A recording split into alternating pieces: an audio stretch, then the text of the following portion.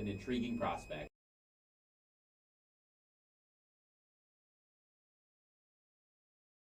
In order to be a potential starting quarterback in the NFL. And we're getting way ahead of ourselves when we talk about that, but they drafted him potentially with that in mind.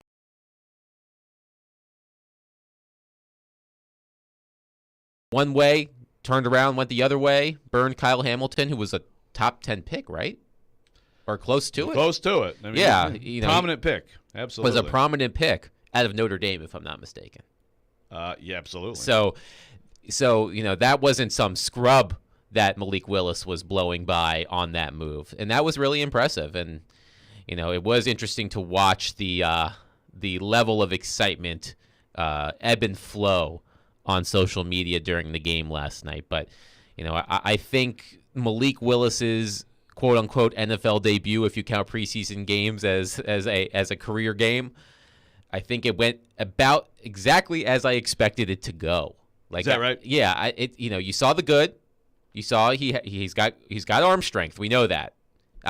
He has the ability to evade defenders and scramble. We saw that. But we also saw some, imperfect passing and some, an inability to lock down in the pocket and make a throw. So I don't think I was surprised by anything I saw from him last night. Yeah, I wouldn't say I was surprised either. I think I wasn't sure that there would be as many plays made by him. I knew that there would be some plays like we saw where, the ball's not out and it's okay. And it kind of gets muddled and then he breaks the pocket. I knew we'd see a lot of that. And for Vrabel, it was too much of that. And as we said, he took him out in the second half after a play that he wanted him to unload the football and he ran instead. But I think there were more. I wasn't sure, if there'd be a sweet cutback touchdown run or a 48-yard completions. But, he made some of those plays. He shows you that he was playing football. I mean, he's got, he's got the ability to play football, and he's exciting. I mean, it's fun. Long, long way to go. There's also a lot more to this game that we will get into as well, but I have a feeling that today this is going to be a topic people want to talk about. Also today, we've got two folks later in the show who were there. TD, as always, on Fridays at 8 o'clock. And then we got Ben Arthur from the Tennessean at 8:30. And I don't think I even told you guys this. We got Racey McMath at 9:15. Arguably the story of camp in terms of impact on the field this year that was unexpected. I would put Racey McMath, I think, first on the list, at least for me, in terms of surprises. We'll have him at 9:15.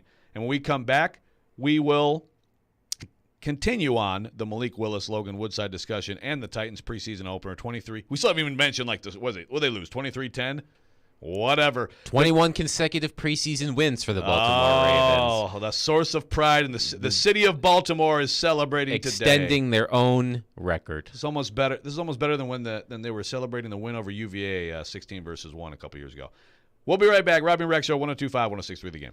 If you're on the road between downtown Nashville, they're still in good shape to make the playoffs, and I-840, players make it clear they don't want to be somewhere anymore. There's a new way to hear all your favorite shows and sports programming on 102.5 The Game. And he has added players that do fit. What I was worried about is that they were still just going to keep the goal. It's 106.3 FM. Think about all the good Titans teams. This is very much so a run-first offense. Now you have two choices to hear Nashville's best sports talk. Check out 106.3 now and add it as a favorite. Staples is evolving to Staples Connect, a new world of possible with innovative tools for small business and remote workers and learners. Explore what's new at your local Staples store or staplesconnect.com. 33 hours of savings this Thursday, Friday, and Saturday at Electronic Express. These deals are so hot, they only last 33 hours. Get a Hisense 65-inch 4K TV for just $399 or a JBL Bluetooth speaker for just $99. Save up to 50% on 4K TVs, computers, housewares, appliances, and more. Don't miss out on a Samsung Galaxy Watch 4 for $229 or a Medea laundry pair for just $399 each. Now through Saturday, shop online or at all Electronic Express locations. Don't be surprised this week to see other jewelry store owners shopping at Genesis Diamonds. They'll be taking advantage of Genesis' most aggressive offer ever. All GIA diamond engagement rings marked down an extra 20% below Genesis' everyday price. That's right. The vault is open, and we're selling the finest handcrafted diamond rings at rock bottom prices. Now for a very limited time. The GIA is the world standard in diamond grading, certifying accuracy and documenting quality so you can buy with confidence. Every Genesis engagement ring is included in this event, from a half carat up to 20 carat stones, all shapes, rounds, princess cuts, emerald cuts, cushion cuts, ovals. There has never been a better time to get an extreme value price on a GIA certified diamond, perfectly set in a gorgeous engagement ring. Hurry in for best selection. It's Genesis Diamonds GIA Diamond Extravaganza. Save an extra 20% on these rare, precious diamond rings, now for a limited time. One per customer, please. Exclusively at Genesis Diamonds, Green Hills and Cool Springs. See store for details.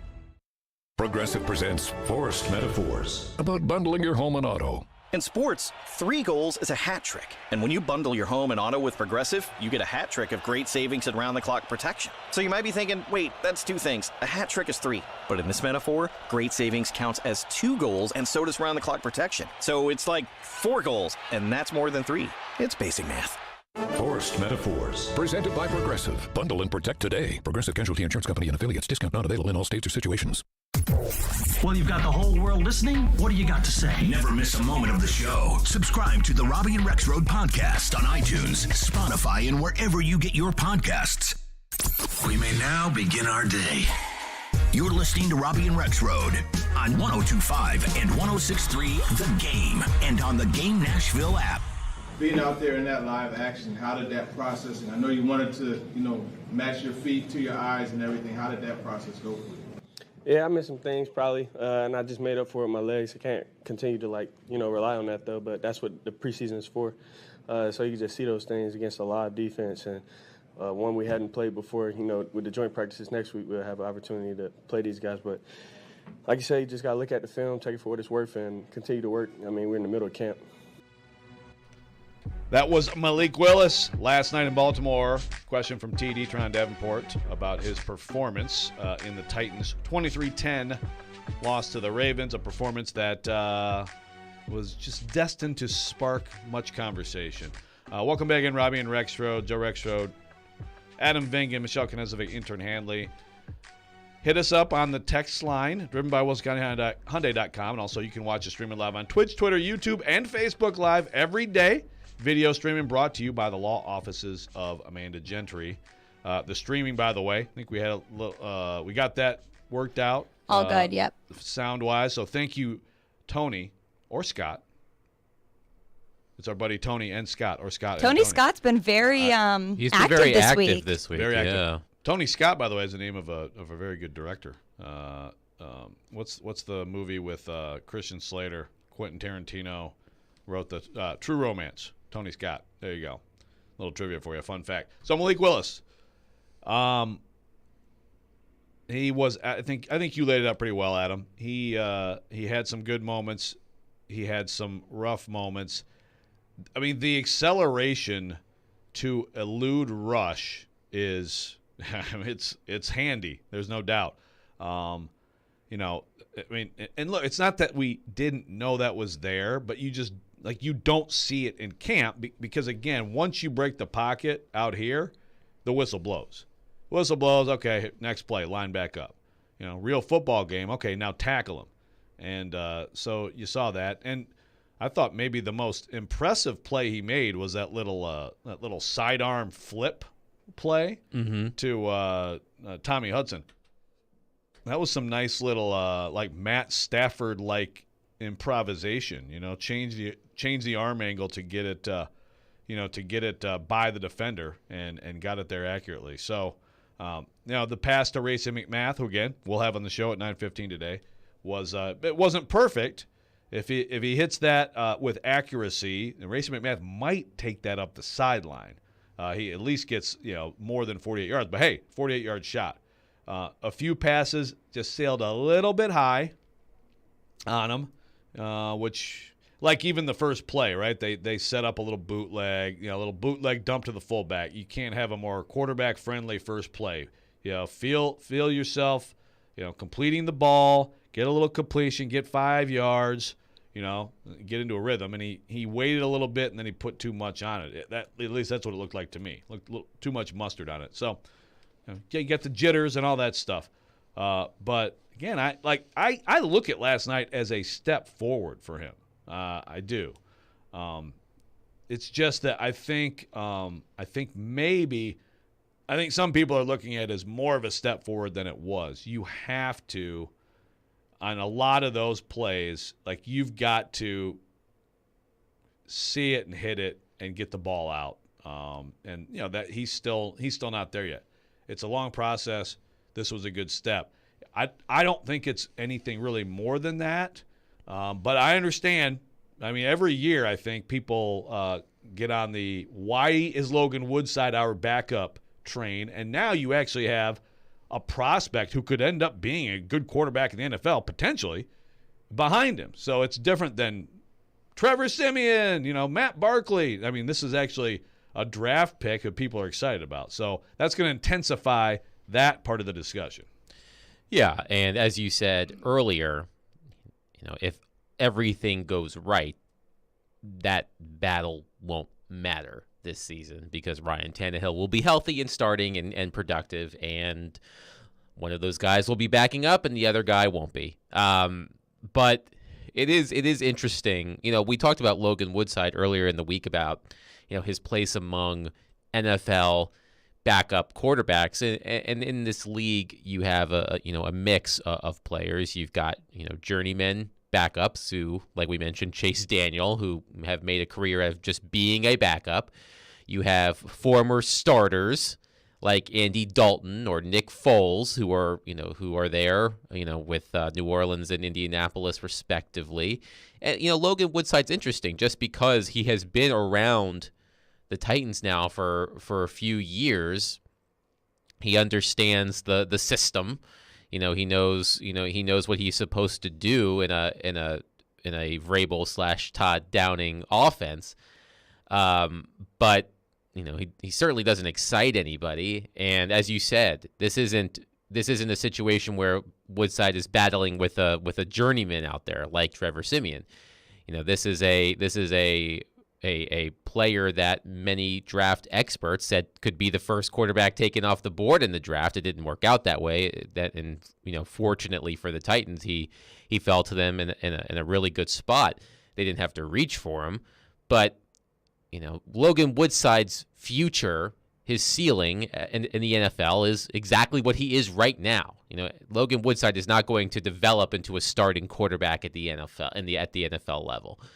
Malik Willis at least has the potential to do that. Yes. And because of that, that's the question. Does it make more sense to have Malik behind Ryan Tannehill and being directly, and being on the sideline every week and learning like that, or is it better to have him, be that third stringer and take it really, really slow? Probably the best thing would be the latter, but I don't think anybody wants to hear that because they want Malik to be in a position to actually contribute. Well, that's exactly right, the way you put it. Logan Woodside, his ceiling is holding on to a job as a number 2 quarterback in the NFL. That's just reality, okay? And Malik Willis's ceiling is much higher than that. Now, how high is Malik Willis's ceiling? Well, here's Heidi from Dixon, good friend. Good to hear from you, Heidi, so early in the morning on the text line driven by WilsonCountyHoney.com. She says Willis has more upside than Ryan. Hopefully he can harness it before next season. If Ryan loses in the playoffs, we got to move on. That is one scenario that could happen. Does he have more upside than Ryan Tannehill? Look, Tannehill, by the way, I think one of the most underrated aspects of Tannehill, and something that I had really no idea until he got here, is how athletic and fast he is. He's actually, he's a threat. You don't see it a ton, but he can also break the pocket and make plays. Does Willis have more upside? I guess I would agree with that. I mean, honestly, Willis's arm talent is it's pretty special. The thing is, even in camp, what we've seen a lot is, okay, pat the ball, miss the first read, or don't throw it into a window that you've got to be comfortable throwing in. I think that's probably as big as anything. There's been a lot of talk about the footwork and the timing and all that stuff, for sure. But I think beyond that, I would say like there's a lot of plays where NFL quarterbacks are like, okay, that's my window. It's small, but that's an NFL window. Throw it. And Malik Willis is still has college windows on the brain, which again, this is what happens. Rookie quarterbacks in this league. And so he's patting the ball, first read, maybe gets to a second read, maybe, then breaks the pocket. But what we've seen quite a few times is then he'll still be able to absolutely rope one to a spot, especially in terms of improvising. So I guess I would agree with that. Would you agree with that? I mean, Ryan Tannehill is still like a pretty accomplished and good NFL quarterback. It's a good question just because of the age discrepancy.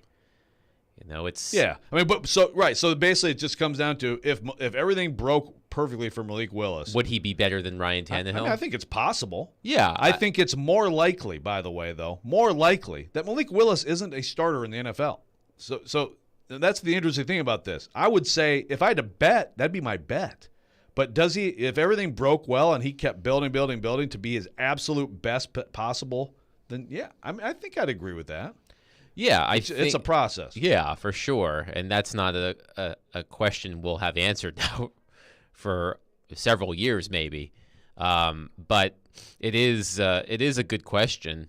I can't recall because it's been so long, and I can't say I was paying attention to Ryan Tannehill when he first broke into the NFL, but I can't remember exactly what people thought his upside was when he was drafted into the NFL. Well, very high. I mean, he was, where did he go? Number 8 overall? Yeah, I think he was definitely top 10. Yeah.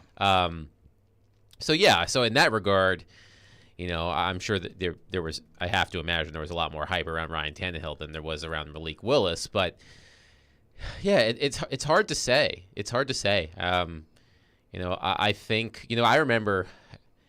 I think I might irritate you when I say this, but when Madden released its ratings, when Madden released its ratings, earlier this month or late last month, I can't remember, in arm and throw power, Malik Willis hasn't thrown a ball in the NFL. I saw that. Number 6 in throw power in Madden. Now, what's interesting about Madden? I'm actually impressed that Madden, picked up on that. Well, the people that do those rankings, they digest a lot of film. They change those rankings every week. After every game, they update those rankings. But I saw that and I kind of did a double take. I was like, really? Number 6 already? And that's obviously a great skill to have, combined with his ability to improvise, as I said earlier. But yeah. It's hard. I mean, it's hard. It's hard just because I'm still stuck on the age discrepancy. Maybe I'm making too much out of that, but I feel like it's hard to compare a 33, 34-year-old quarterback with a early 20s quarterback. Well, yeah, but yeah. I mean, obviously you're projecting ahead with Willis. You're also you gotta keep in mind Ryan Tannehill may be gone after this year. Maybe he loses the playoffs, has a good year, but he loses the playoffs, and they're like, okay, got to move on. There's still, if you want to talk about gap, there's still a gap between Willis and Woodside. I know some people are going to argue that, but there is. The gap between Willis and Ryan Tannehill as an NFL quarterback being able to go out on a Sunday and execute a game plan, spread the ball around, pre-snap, everything, accurate, all of it. It's massive. It is massive, okay? Doesn't mean it can't be closed, but it's massive. When we come back, we're going to get into the other aspect of this and a couple tweets from Paul Kaharski, one of which was idiotic and one of which I liked very much. Robby and Rexrode, 102.5, 106.3 The Game. Hey, Robby Stanley here, and the NFL Week 1 odds are out. Now's the time to try FanDuel Sportsbook if you haven't already. Get in on the action early this season. Right now, new FanDuel Sportsbook customers can get a no-sweat first bet up to $1,000. I really like Derrick Henry on the rushing title this year. I think he's going to go for the 3rd time in his career. Also like Aaron Rodgers. maybe for back-to-back-to-back MVP chances, but you take it any way you want to take it. Just sign up using promo code ROB, place your first bet, and FanDuel will give you up to $1,000 back in free bets if you don't win. There's no better place to get ready for football season than on FanDuel, America's #1 sportsbook. Just download the FanDuel Sportsbook app, sign up using promo code ROB to get started with your no-sweat first bet up to $1,000. Once again, the promo code is ROB. Must be 21 or older and present in Tennessee. First online real money wager only. Refund issued is non-withdrawable site credit that expires in 14 days. Restrictions apply. See terms at sportsbook.fanduel.com. Got a gambling problem? Call the Tennessee Red Line at 1-800-889-9789. Hey, Preds fans. Sliding across to make the save is Sarah. You can now hear Nashville's best sports talk. The backhander, he scores! And every Predators game on 106.3 FM. Oh, that was a thing of beauty. From downtown Nashville to Rutherford and Williamson counties. Duchesne with the overtime winner. Catch all the action on 102.5 and 106.3 The Game. If you speed, there are lots of sounds that you might hear, like the sound of your vehicle crashing, because eventually speeding catches up with you. Paid for by NHTSA. Pink Floyd's Roger Waters. This is not a drill. We're doing a show in the round. It's something new. I look forward to the challenge. Featuring his songs from the golden era of Pink Floyd. Saturday, August 27th, Bridgestone Arena. Tickets at rogerwaters.com. This is not a drill. Produced by AEG Presents. Start the second half of the baseball season the right way and turn Ks into cash and big hits into big wins with FanDuel Sportsbook. Right now, new customers can step up to the plate with a no-sweat first bet up to $1,000. Just sign up using promo code PLAY. Place your first bet, and FanDuel will give you up to $1,000 back in match bets if you don't win. Download the FanDuel Sportsbook app and sign up using promo code PLAY to get started with your no-sweat first bet up to $1,000. 21 plus and present in Arizona, Connecticut, Iowa, Illinois, Louisiana. Permitted parishes only. Michigan, New Jersey, New York, Pennsylvania, Tennessee, West Virginia, or Wyoming. First online real money wager only. Refund issued as non-withdrawable free bets that expire 14 days after receipt. Restrictions apply. See terms at sportsbook.fanduel.com. Gambling problem? Call 1-800-GAMBLER or visit fanduel.com/RG in Iowa, Michigan, New Jersey, Pennsylvania, and Illinois. 1-800-NEXT-STEP or text NEXT-STEP to 53342. 1-888-789-7777 or visit ccpg.org/chat in Connecticut. 1-877-70-STOP in Louisiana. 1-877-8-HOPE-NY or text HOPE-NY 467-369 in New York. Tennessee Red Line 1-800-889-9789 in Tennessee. 1-800-522-4700 in Wyoming or visit 1-800-GAMBLER.net in West Virginia. Sunday.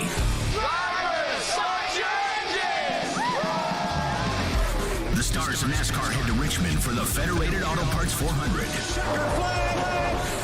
Coverage begins at 1 on 102.5 and 106.3 The Game and the Game Nashville app. Hey Nashville, this is David Poyle. You're listening to Nashville's best sports talk, 102.5 The Game.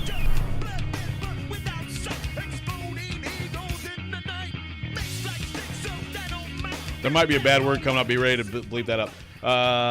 Robby and Rexrode, welcome back in. Thank you for playing some chili peppers for me, Michelle. Getting geared up. I got you, Joe. We got to get hype at 6:30 for this. That's right. And speaking of getting hype, let's get hype to talk about Paul Kaharski on Twitter. So, a couple things from PK last night. One, which is just, it's so annoying, and it's just, please stop with this, Kaharski. Is if you tweet about a game that you weren't at, like he goes total hall monitor, right? So we got into a fight last night. So basically, Kaharski thinks that if you are tweeting about a game, like if you're like, wow, what a play by Malik Willis, you must make it clear that you are not there, okay? Like if you're a media member. You understand what I'm saying? To the point where like Teresa did a great job of trolling him and put like, from the couch, like Dateline. We're making fun about from the couch Datelines. Just enough, man. Like enough. Why does this have to be such a big deal? I liked his response to you where he said, so cool how you endorse lying/faking. Yes. I was making jokes about like putting a Dateline on it. Like, someone, I'm going to have to just find all these. Someone had a good joke. I liked your little.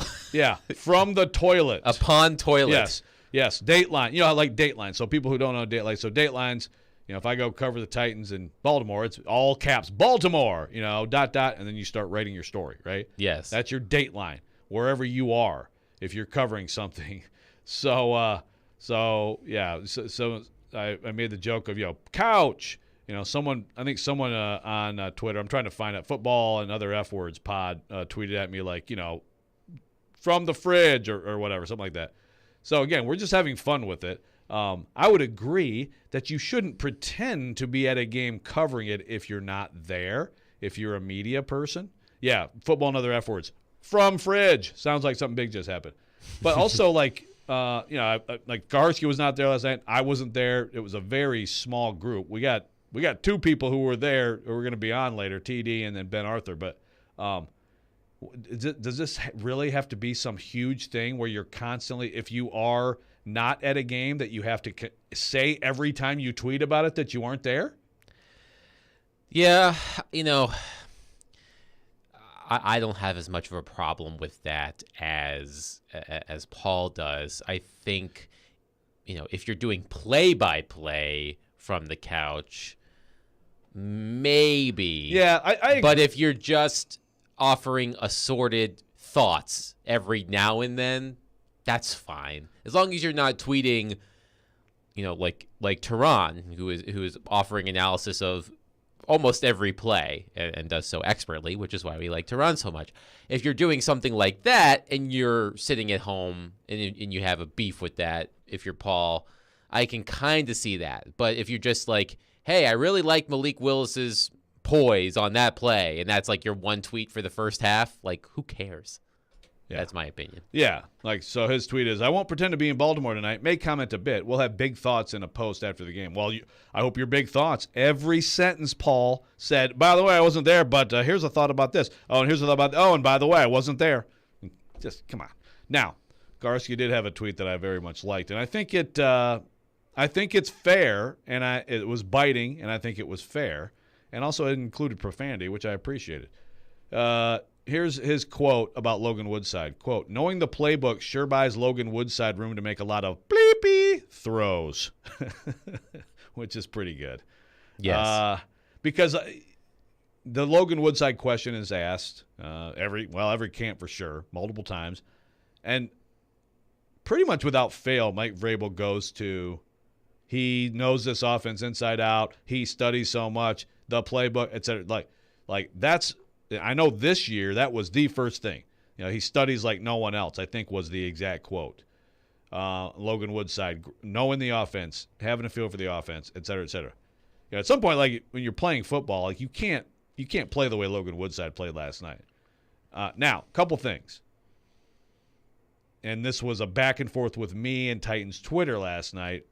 The threes offensive line in front of Logan Woodside last night couldn't block a soul. Okay?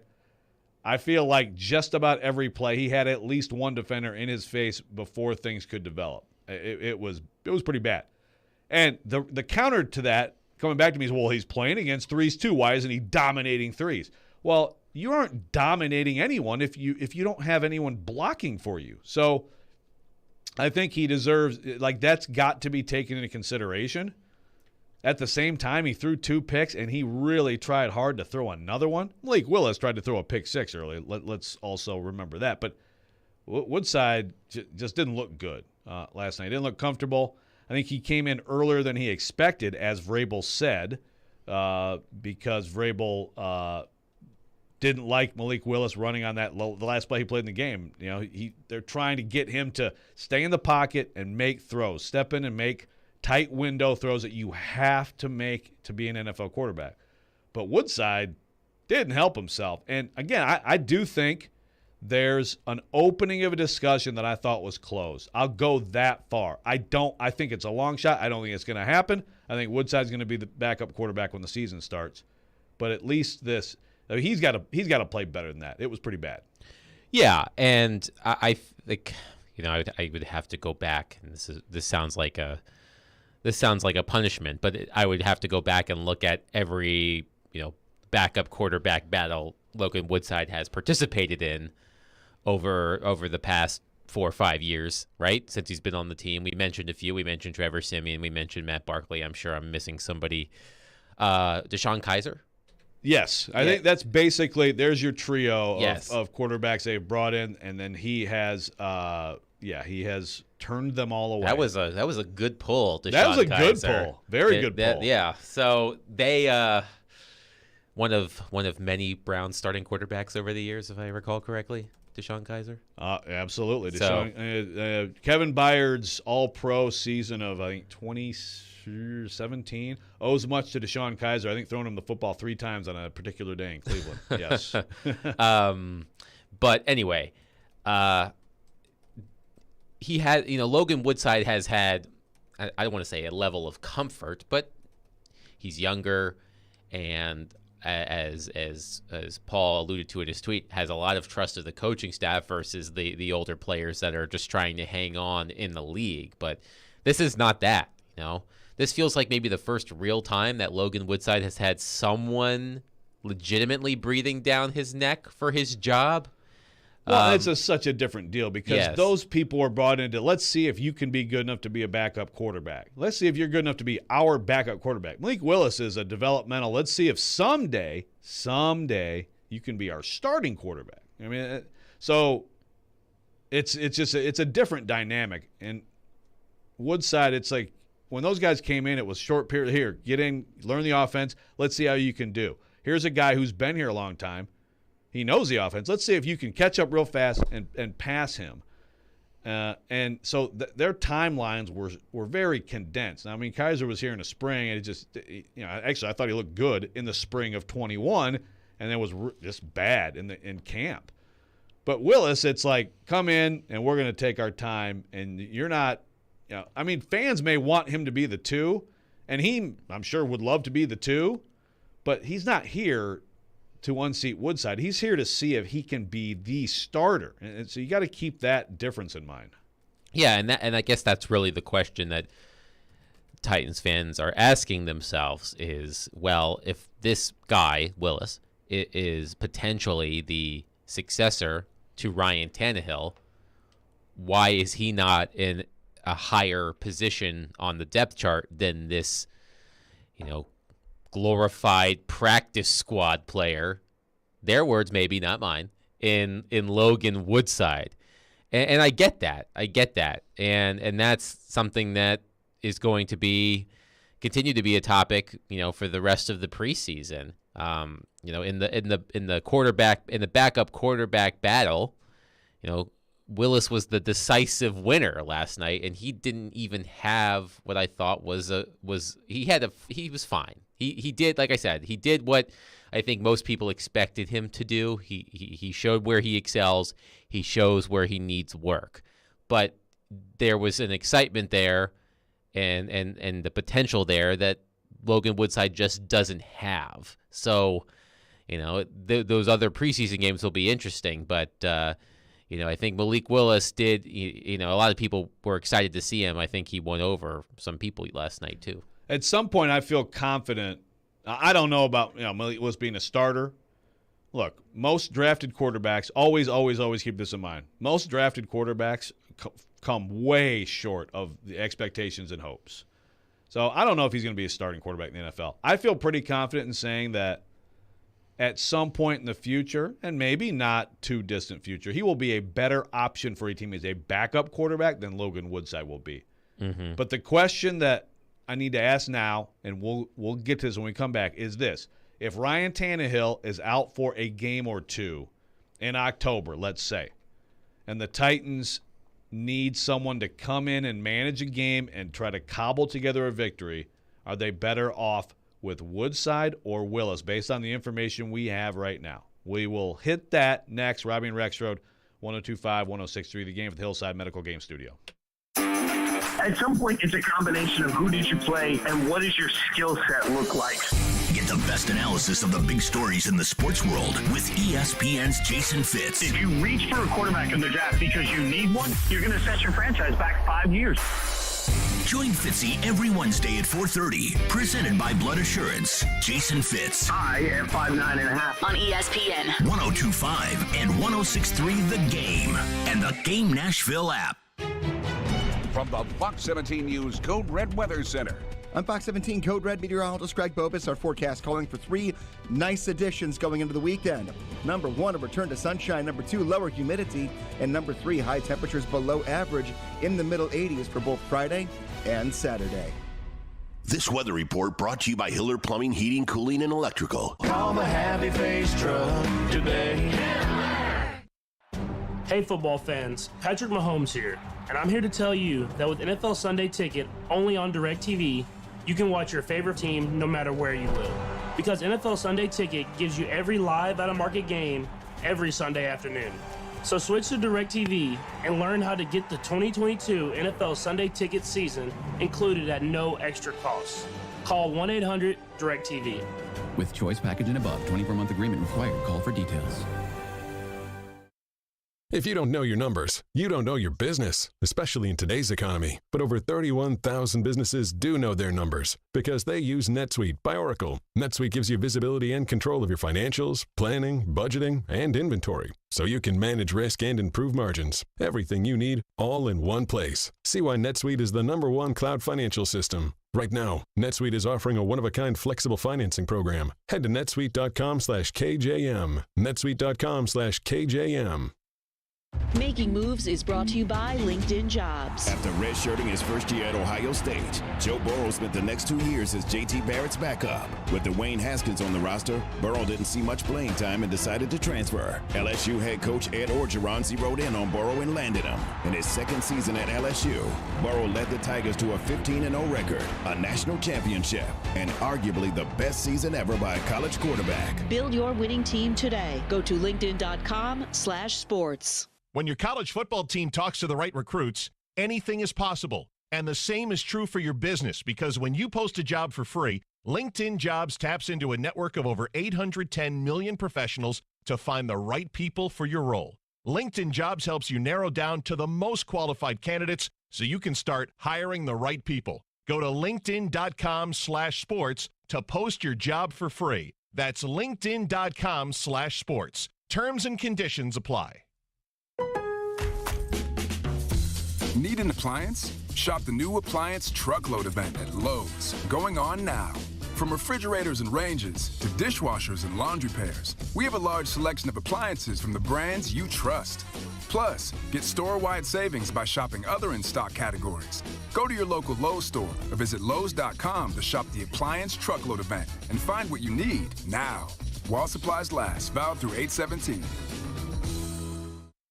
Informative. They played a lot of power play time together back in the day. Insightful. It's a great addition to this team. And just 3 guys being dudes. On the sideline in shorts and a t-shirt. Hanging out, watching the game. Chase, Willie, and D-Mace. Weekdays from 10 to 2. No such thing as bad press. Presented by Spring Hill Heating and Cooling. On Nashville's best sports talk, 102.5 and 106.3 The Game. And the Game Nashville app. You're listening to Robby and Rexrode on 102.5 and 106.3 The Game and on the Game Nashville app.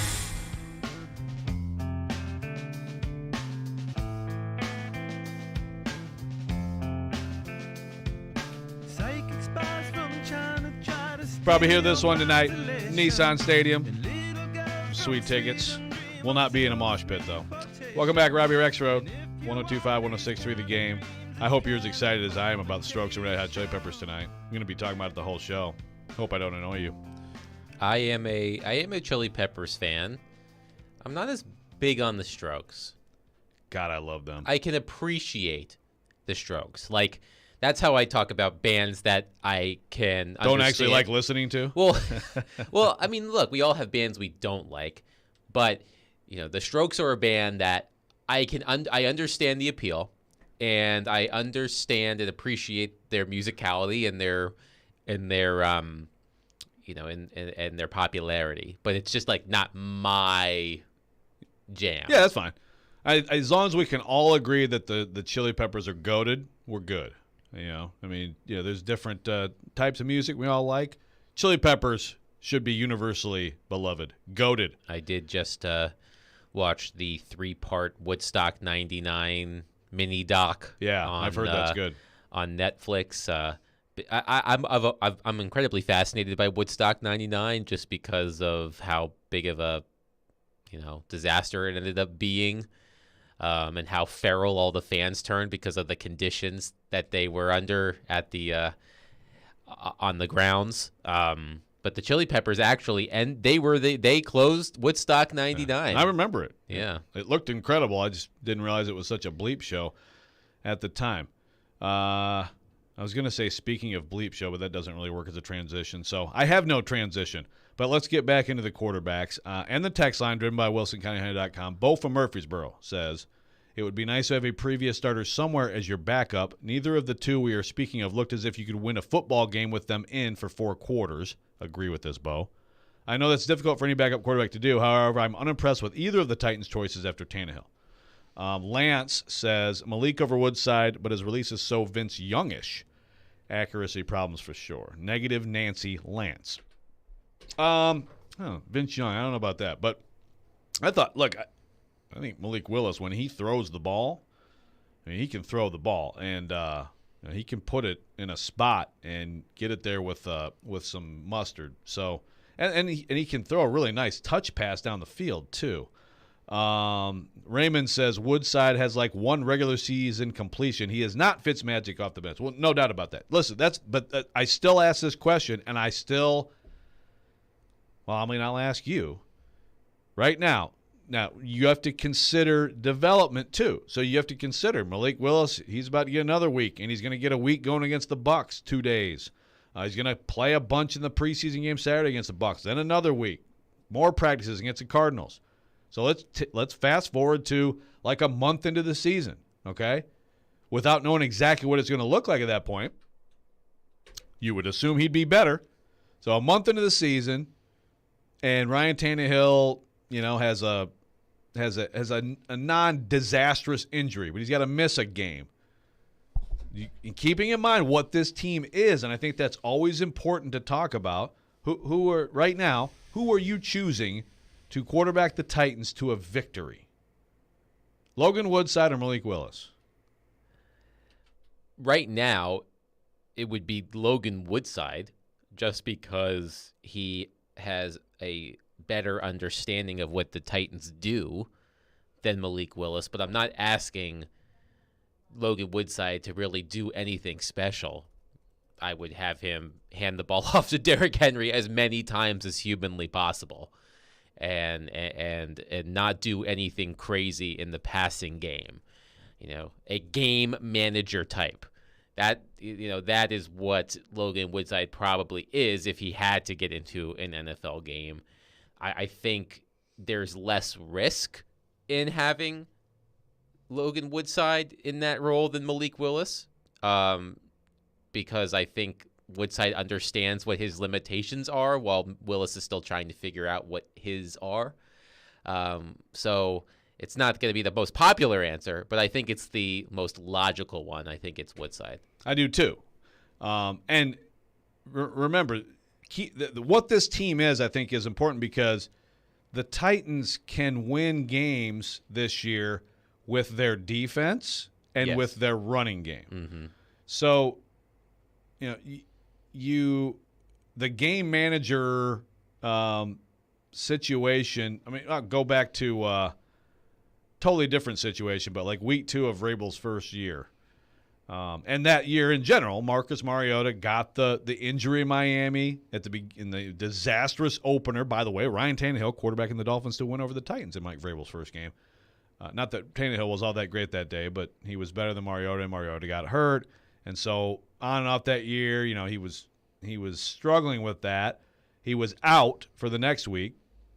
And, they cobbled together a win with, you talking really cobbling together with their 4th and 5th tackles, with Luan and Conklin both out, and with a fake punt to Kevin Byard and all these things. But also with just a quarterback who he just had to make about 3 throws in that game. Like there was late, they were down, and it was like a 3rd down, and he made a throw.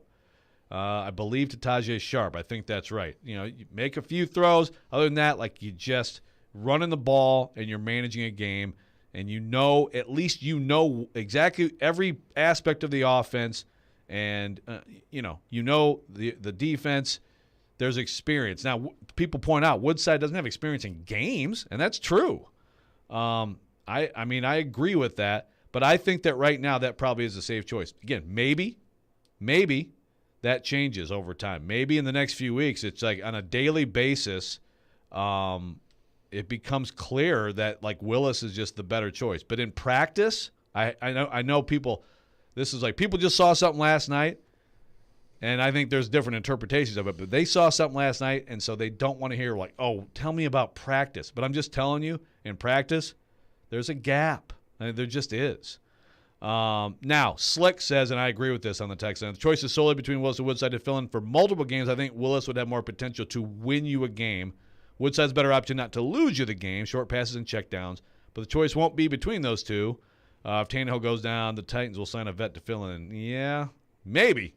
Go look at the wire there on what vets are. I mean, go look at we did this yesterday, Adam, or maybe a couple days ago, going through backup quarterbacks in the NFL. Mm-hmm. Ooh.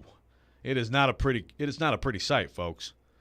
So the idea, let's go get a veteran. And they've tried to get veterans to come in here and take Woodside's job, and it hasn't worked out. A lot of reaction on the text line. Unnamed. Do QBs like Woodside understand their roles and limitations? Do they always believe they can be starter caliber if they get the right chance? I think Logan Woodside, being realistic, is trying to be a career backup quarterback in the NFL, and that is a hell of a career, by the way. It is great work if you can find it. I mean, that's his upside. So, again, at some point, Malik Willis is going to pass him, I believe. I just don't think that point is going to be, in the next couple weeks. Lot of reaction from you folks on the text line on this, as I figured there would be. But when we come back from this, we're gonna talk about the huge difference in reaction between some who thought that Willis was fantastic last night. I don't think he was fantastic. I thought he made a few plays, and you're like, ooh, there's some intrigue there. But the Willis, the first blush evaluation of Willis from Mike Vrabel, I would hope would mute a little bit the idea that he's about to be ready, to be on the football field on Sundays. I mean, that was never the expectation. It's not the case now. So when we come back, we will get into that on Robby and Rexrode 102.5, 106.3 The Game Nashville app. Hey, Robbie Stanley here. My friends at Twin Peaks will hook you up for your fantasy football draft party, which includes a draft board, player stickers, free Wi-Fi, a $50 bonus for the commish, and a $5 bonus card for each drafter as well. And when you're not on the clock, relax with one of Twin Peaks' refreshing 29-degree beers, or order one of the fan favorites like the double-stack nachos, loaded fries, and multiple flavors of boneless wings as well. Call Twin Peaks in Cool Springs to book your fantasy football draft party at 615-221-0869. You watch the game. And he's going. Nobody's going to catch him. Derrick Henry, touchdown. We talk the game. I don't think it was a bad play, but he took out their goalie. We are the game. Nashville's best sports talk. ESPN 102.5 and 106.3 The Game and the Game Nashville app. ElectronicExpress.com. We make it happen. Pilgrimage Music and Cultural Festival, September 24th and 25th, with Chris Stapleton, Tennessee whiskey, Brandy Carlisle, swim all across the ocean, the Avett Brothers. Pilgrimage Music and Cultural Festival with Chris Stapleton, Brandy Carlisle, the Avett Brothers, John Batiste, Elle King, and so many more. General admission and VIP passes on sale now at pilgrimagefestival.com. Are you kidding me? Gas prices are up again? Somebody has to do something. Well, someone did. That's why I use Upside. Upside? What's that? It's a free app that pays you back real money for every gallon of gas or diesel you buy. I just earned 25 cents back on every gallon of this tank. So the Upside app is free and you actually get cash back every time you use it? No strings attached? Yep, it's awesome. Check it out. It only takes a couple of minutes to sign up. Instead of just watching your dollars go into your tank, start putting money back into your wallet with the free app from Upside. With the price of gas today, it's big news and big money. To cash out of your Upside cash, just transfer it to your bank account, PayPal, or a gift card. Upside Upside users have already earned over $200 million. Now it's your turn. Download the free Upside app and get cash back on every gallon of gas. Use promo code ESPN17 for an extra 25 cents per gallon on your first fill-up. That's code ESPN17. Use code ESPN17 for an extra 25 cents per gallon back in your first fill-up. Cashback's not available in gas in New Jersey and Wisconsin. And now, the Dan Patrick Show. Dan Patrick. The Commanders traded for Carson Wentz, and it's obvious the former number 2 overall pick would be an upgrade over Taylor Heineke. The Commanders, they need to improve, and you start with your quarterback. He's 29, and you would think at that age you'd have it all figured out. I don't think that's the case because the head coach of the Commanders, Ron Rivera, admitted that Wentz has experienced some accuracy issues throughout camp. Here is Coach Ron Rivera. I think it's a lot better than you're giving him credit for just because of the way things happen in practice. There's a lot of little nuances that we see, that we look at, that we get to review. Yeah, there's some inaccuracies, but it's nothing that we are overly concerned with. Okay, not right now. You imagine if he said, "Man, we're concerned about this." The Dan Patrick Show. Dan and the Danettes and you. Weekdays 9 a.m. Eastern, 6 Pacific on Fox Sports Radio. This is The Herd. Attention listeners. With Colin Cowherd. Mac Jones looks uncomfortable. Real struggles in camp. And this organization now, in an offensive pivoting league, they just don't have any playmakers. Mac Jones isn't Lamar Jackson. He's not Justin Herbert. Like, there are limitations to what he can do. So what he needs is support and help, like Burrow's getting in Cincinnati. They just keep getting him weapons and offensive linemen. Like Justin Herbert is getting New England. We're going to use a defensive coordinator as an offensive coach. Joe Judge, a special teams guy. Yeah, he'll call plays too. It's by committee, and the stories are out. Not comfortable. Well, why would he be? I mean, if you were in year 2 of a really hard job and you got less support and it was boss by committee, to me that just smacks of arrogance. This is The Herd with Colin Cowherd. Wow. Weekdays at noon Eastern, 9 a.m. Pacific. From the Hillside Medical Game Studios, WPRT-FM Pegram, WPUC HD2 Laverne. Robby and Rexrode, Chase, Willie, and D-Mace. Still in company. Nashville's best sports talk. 102.5 and 106.3. Terang, it's a high fly ball. We got pass rushes. Awesome game 7. Checkered flag in the air. The Game. A Cromwell media station. Mixing sports and a little bit of fun. This is fun! On your morning drive. This is Robby and Rexrode. With Robbie Stanley and Joe Rexrode on Nashville's best sports talk. 102.5 and 106.3 The Game. And on the Game Nashville app. Ladies and gentlemen, it's showtime. Welcome in, second hour, Robby and Rexrode, 102.5, 106.3 The Game Nashville app, the Hillside Medical Game Studio. Joe Rexrode, Adam Vingan, his final day of a week in for beach-bound Robbie Stanley.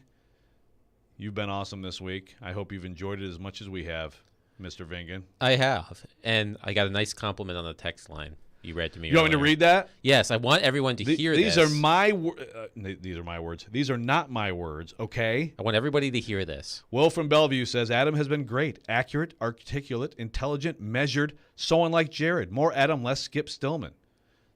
Will, a little bit mean, Will. Come on.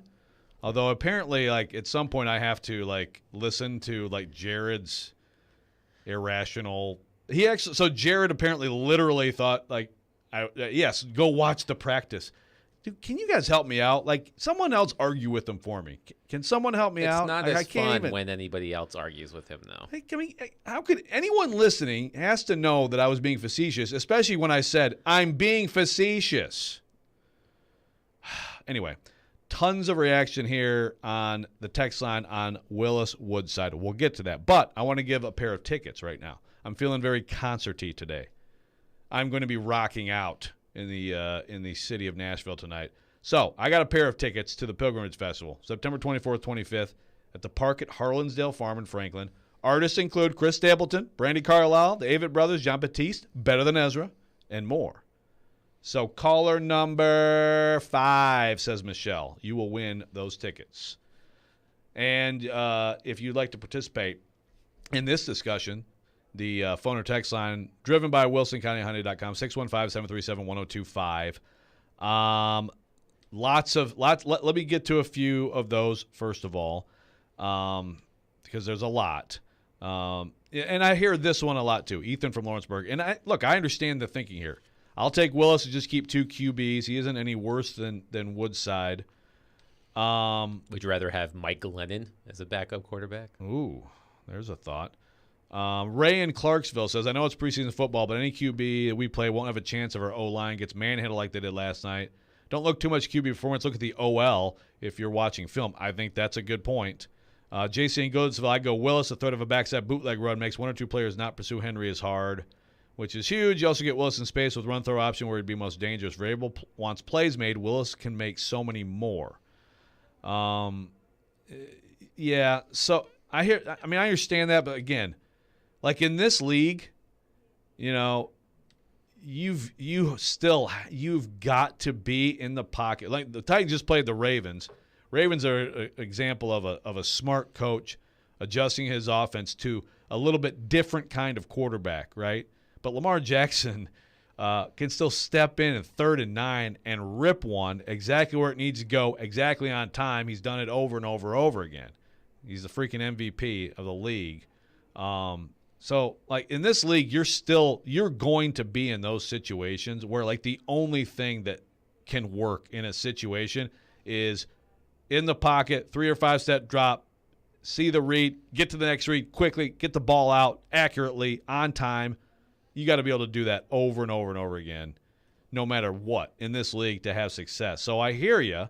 Again, I mean, there's no comparison between, like, the playmaking potential or just the talent of Woodside and Willis. It really just is the timing right now going into a season of what are you better at with? Or that was terribly stated. How are you better? The game manager who's been here forever and knows, the playbook, you can recite it just like all of us can, like, recite our ATM, passwords. What's yours, by the way? I'm not going to tell you. I thought I might slip you that was good. Bosco. Hope you get that reference. Or the rookie, who again is exciting, is more talented. And look again, if it's long term, first of all, if it's long term for Tannehill this year, I'm telling you right now, this team has no chance of making the playoffs. I will absolutely feel great saying that. It's not a playoff team, so it's long term. Then you take the opportunity to let Willis be a starting quarterback in the NFL week after week and just see where that takes you. But if it's short term, I'm still thinking that it's Woodside. Yeah, you just have to think about what the Titans' margin for error is, as they attempt to make it back to the playoffs. Think about the teams that are ahead of them in the AFC, that are clearly ahead of them. Think about the teams that are, in that same group. There isn't a lot of room for error, I think, with the Titans, if they expect to actually, succeed this season.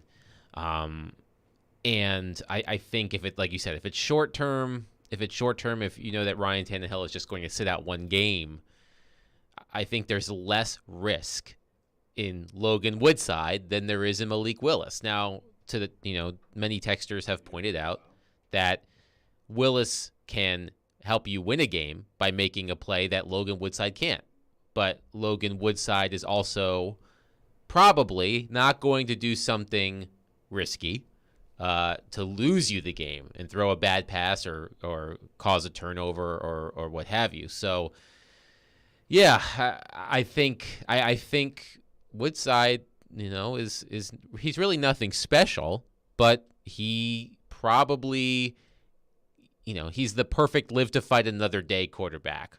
Just have him in there for a game, have easy throws, give the ball to Derrick Henry a whole lot, hope the defense does its part, and live to fight next week when the quarterback comes back. Yeah, so it was very interesting last night watching the game.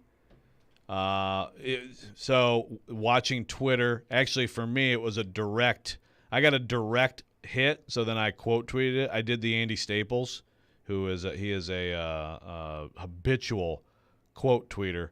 But watching the game, because look, even from going back to the spring, it was like, get Woodside out. I mean, look, there was some like get Tannehill out, Malik Willis, right? So it's been, and I think a lot of that has been muted as we've kind of seen this happen. But so Will Friedrichs on Twitter at Nash Clips fan tweeted at me, "Your theory that Woodside should be the backup is destroyed tonight. An awful display." And so I quote tweeted that and said, are we going to do this? And then, well, frankly, we did it. It was interesting going through all that in the later stages of a game that was frankly very difficult to watch at that point. I mean, preseason games, we know what they are. Late in those preseason games, it gets a little dicey, but everybody gets a chance to get on the field. Meanwhile, so that's going back and forth all over the place, Titans fandom. And then Mike Vrabel had his evaluation of Malik Willis, and here's what he said. I think it was okay. I mean, there was some sloppy stuff, but it got us into the right plays and just got down to execution. How about how he was processing things? I know you mentioned the timing, but is that what you're getting at with the processing? Yeah, I mean, it's different. It's a new experience, for all these guys. We got a lot of rookies on this team, and there's going to be a lot of guys that, will continue to develop and get better, and just want to make sure that they're competing each and every day, and they understand how difficult this league is, and especially as a young quarterback, to step back in there with a live rush, and seeing coverage, and that's why we had these preseason games. That's why I wanted to put out there. That's why I wanted to take the ball and to put him in those situations. That's the only way that you can grow. And again, he kept plays alive with his legs, and we just have to be able to combine some of that with making great decisions when guys are open and being decisive and accurate with the football. So Vrabel also, here's another quote from Vrabel about Willis. Quote, "He needs to try to throw the ball when guys are open, be more decisive, so we'll evaluate that, see if there's a timing issue or what's going on. But just wanted to get him out there, wanted to see how he responded, and he did okay. There's some good plays, and obviously some plays we're going to have to look at the timing on the release and if we're making the right decisions," end quote. Also said that he pulled him after that last Malik Willis run. He did break the pocket, made a play. I don't remember how much he gained there, but he got a little decent run, and Vrabel pulled him because on that play he wanted to throw the football. As he just said there, that's why they took the ball. They start him. They're trying to get as much as they can out of this evaluation and these opportunities. And so I would say Vrabel's evaluation, first blush, and sometimes film changes these evaluations, was lukewarm. Would that be fair? Lukewarm evaluation on Willis? I feel like everything Mike Vrabel says is lukewarm. Well, there's some truth to that, but there have been good performances by players that he's acknowledged. Mm-hmm. Like if Willis did everything they wanted to last night, I don't think Vrabel would have come in there gushing about it. There's a certain and sometimes he tries to contain himself even if he is kind of excited about something. But that's not what last night was. I mean, I don't think he loved what he saw. He knows already that Malik Willis, he knows what his ability is. He sees it every day.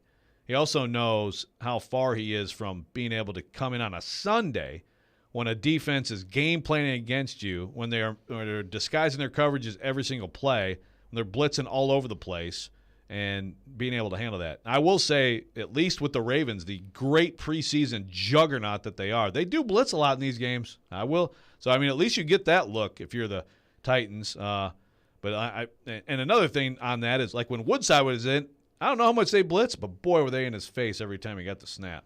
Yeah, Titans maybe a little weak there at the lower reach of their offensive line depth chart. When we come back, we'll continue the Woodside-Willis discussion, but also we need to probably talk about other things that happened last night. So we're going to explore some of the other things. There's a lot going on with this football team, and we did see a few glimpses of maybe some clarity on some things with this team. Coming up next, Robby and Rexrode, 102.5, 106.3 The Game. Let's put the green flag in the air and turn them loose. Nashville's home for NASCAR. He's going to try to make a big move here. It's brought to you by the Nashville Fairgrounds Speedway. We are your racing station. ESPN 102.5 and 106.3 The Game. And the Game Nashville app. Don't be surprised this week to see other jewelry store owners shopping at Genesis Diamonds. They'll be taking advantage of Genesis' most aggressive offer ever. All GIA diamond engagement rings marked down an extra 20% below Genesis' everyday price. That's right. The vault is open, and we're selling the finest handcrafted diamond rings at rock bottom prices. Now for a very limited time. The GIA is the world standard in diamond grading, certifying accuracy and documenting quality, so you can buy with confidence. Every Genesis engagement ring is included in this event, from a half carat up to 20 carat stones, all shapes, rounds, princess cuts, emerald cuts, cushion cuts, ovals. There has never been a better time to get an extreme value price on a GIA certified diamond, perfectly set in a gorgeous engagement ring. Hurry in for best selection. It's Genesis Diamonds GIA Diamond Extravaganza. Save an extra 20% on these rare, precious diamond rings, now for a limited time. One per customer, please. Exclusively at Genesis Diamonds, Green Hills and Cool Springs. See store for details. Hey, it's Jared for TriStar Moving. If you're looking to move, you need to give my friends at TriStar Moving a call. At TriStar Moving, you'll get 5-star service throughout the entire process. Everything will be taken care of, from covering your floors, banisters, railings, front door thresholds, furniture, TVs, and more. They took great care of my move and made it as stress-free as possible. If you're looking to move, give TriStar Moving a call, 615-640-1219, or visit them at nashvillemoving.org/radio and get 5% off your entire move. TriStar Moving, my official movers. Race fans, Nashville's legendary racetrack, the Fairgrounds Speedway, features their back-to-school family night coming up August 13th. Awesome racing action with the Pro Late Model 100, the Outlaws, limited late models, street stocks, pure stocks, front runners, legends, and bandoleros. Get your tickets today at NashvilleFairgroundsSpeedway.racing and experience local racing's best at Nashville's legendary track. Get your tickets today. That's NashvilleFairgroundsSpeedway.racing. Nobody protects you from mayhem like Allstate. I'm a really big tree near your garage. Now, I'm a really big tree on your garage and car. And if you don't have the right insurance, the cost to fix this could leave you wishing money grew on trees. So bundle your home and auto with Allstate to save up to 25% and be better protected from mayhem, like me. Based on coverage and limits selected. Savings vary, subject to terms, conditions, and availability. Auto prices vary based on how you buy. Allstate Fire and Casualty Insurance Company and affiliates, Northbrook, Illinois. It's on. It's happening. Remember, you can watch us on YouTube, Facebook, Twitch, and Twitter. Get out of the way, I'm watching the game. Presented by the law offices of Amanda Gentry. We may now begin our day. You're listening to Robby and Rexrode on 102.5 and 106.3 The Game and on the Game Nashville app. You know, we got a lot of rookies on this team, and there's going to be a lot of guys that, you know, will continue to develop and get better, and just want to make sure that they're, you know, they're competing each and every day, and they understand how difficult this league is, and you know, especially as a young quarterback, you know, to step back in there with a live rush and, you know, seeing coverage, and you know, that's why we have these preseason games. That's why I wanted to put out there. That's why I wanted to take the ball and, you know, to put him in those situations. That's the only way that you can grow. You know, and again, he kept some plays alive with his legs, and we just have to be able to combine some of that with making great decisions when guys are open and being decisive and accurate with the football. Welcome back in, Robby and Rexrode. You can watch us streaming live, did you know, on Twitch, Twitter, YouTube, and Facebook Live every day. Our video streaming is brought to you by the law offices of Amanda Gentry. Okay, so I figured this was going to happen. We've talked about the backup quarterback all day. I think that the next two shows on 102.5 and 106.3, I think there'll probably be some variety on Chase, Willie, and D-Mace. And I think that, by the way, is it Caroline and Big Joe? Fenton and Big Joe, correct. Caroline and Big Joe. I mean, I don't even know if Big Joe may not have watched a football game in the last 9 years, so who knows where that show may go. Just kidding, Big Joe. But I have a feeling that the 2 to 6 program will talk about one topic, and this will be the one. However, I think that we should also get into some other things. So we'll keep it going on Willis Wood's side. I think we've explored it pretty thoroughly.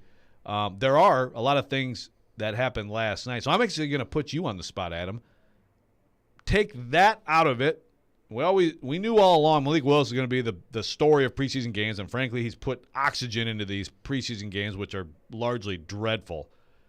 Aside from that, what last night grabbed you and just shook you and said, this is interesting? Well, and if it's nothing, that's okay too. The thing is, what I was going to say isn't something that grabbed me and shook me, but I thought I would see a lot more Treylon Burks than I did. Mm-hmm. He didn't get a lot of opportunities, and some of that could be because of the quarterback play. But I was hoping that he would flash. And he had an opportunity to make a long touchdown grab that I think it was Logan Woodside, probably underthrew a little bit, and that would have been good to see. So I don't put it all on Burks that he was out there being invisible.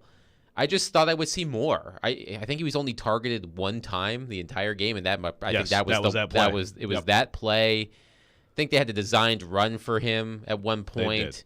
So, you understand how, if you're trying to get an understanding of how exactly Treylon Burks is going to fit into this offense, I'm not sure you really saw that last night. And again, it might not be it's not all of his fault. There were mitigating factors in that, but I was hoping to see more from him, and I didn't. Yeah, and just real quick, I have to, because you know that I am the pronunciation police. Treylon Burks, not Treylon. Sorry, I did fix it the second time. Okay. I did fix it the second time. I apologize for not, Treylon Burks. Okay, good job. Treylon. Ooh, and a mute issue. My first mute of the week. Friday, baby. Treylon Burks. So the Treylon Burks thing is interesting because he did not. So first of all, for those who weren't weren't keeping track or whatever, a whole bunch of Titans weren't even there. Like, this was not at all a representation of the Tennessee Titans as a football team. Henry, Tannehill, Byard, Simmons, Hooker, Lewan, Nate Davis, Ben Jones, NWI, Bud Dupree, Danico Autry, Harold Landry, on and on and on and on. And then some people are banged up. Elijah Molden, still banged up. Someone asked on the text line, Megan, says, I was looking forward to watching McCreary. Didn't see him out there. Why do you think they chose not to play him? And then also, did you see the Titans players using a Ravens mouth guard? I did not see that. But McCreary has missed a couple practices very recently. He's got something. I don't think it's anything serious, but that's an injury. They would have played him. They would have played him quite a bit. We'll get to Burks, but of the key players who are going to matter for this team, who played last night, you had your starting cornerbacks. You had Caleb Farley and Christian Fulton. You would have seen McCreary. I believe you would have seen Molden too. Both of those guys are banged up right now. Offensive line, you had Aaron Brewer, who right now is the starting left guard. He started at center because Ben Jones was not going to touch this game, which meant Jamarco Jones, who is right now not pushing Aaron Brewer at left guard, by everything I can tell, got to start at left guard. But other than that, Lewan's not out there, so Nate Davis not out there. Basically, you had your right tackle battle on display. So you had two of your starting corners, and I do think they're going to be starting corners this year. And you had your right tackle battle, and then you had the receivers. And that's the interesting thing on Burks for me here, Adam, is that, see, there's a lot of guys who don't play, and that means either they're hurt or they're too important to play in a preseason game, right? Mm-hmm. And then you have reps and where guys play, and I was a little surprised that Burks, from what I could tell, watching live, Burks didn't get into the game for a little bit. So that was, and I was actually surprised he was playing as late as he did too. That was a little bit surprising. I don't know that I'd read too much into it. Last night's starting running back was Julius Chestnut, who, by the way, looked pretty good.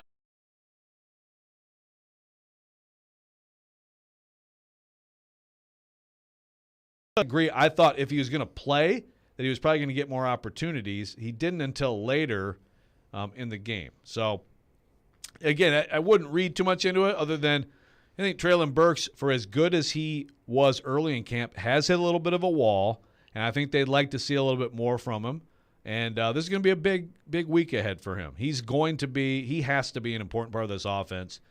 You also would like to see him come away with that play if Woodside put a little bit more air under that, like a little bit. And I think he probably gets that in the end zone, and that's a big deal for him. And maybe some of the Woodside-Willis stuff is not as intense as it is today, too, with just that one throw.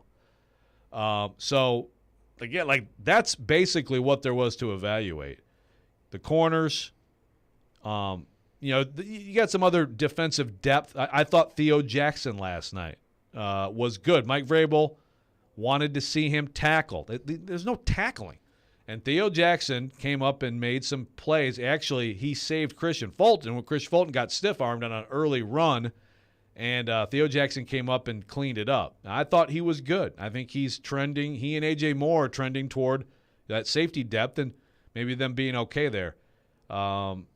Chance Campbell at inside linebacker, guy trying to make the team, provide some depth. I thought there were some good things from him. And then the right tackle situation. Who's your starting right tackle based on last night?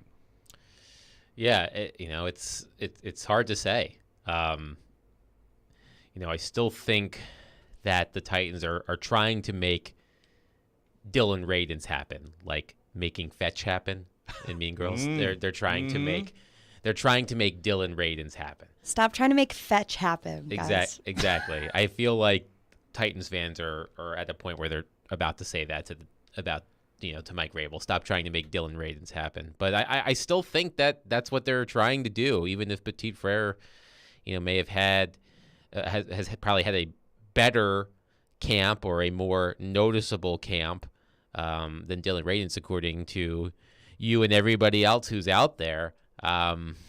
It's still a question. I mean, as you said, no Taylor Lewan last night, no Ben Jones, no Nate Davis. So, it wasn't a starting caliber offensive line.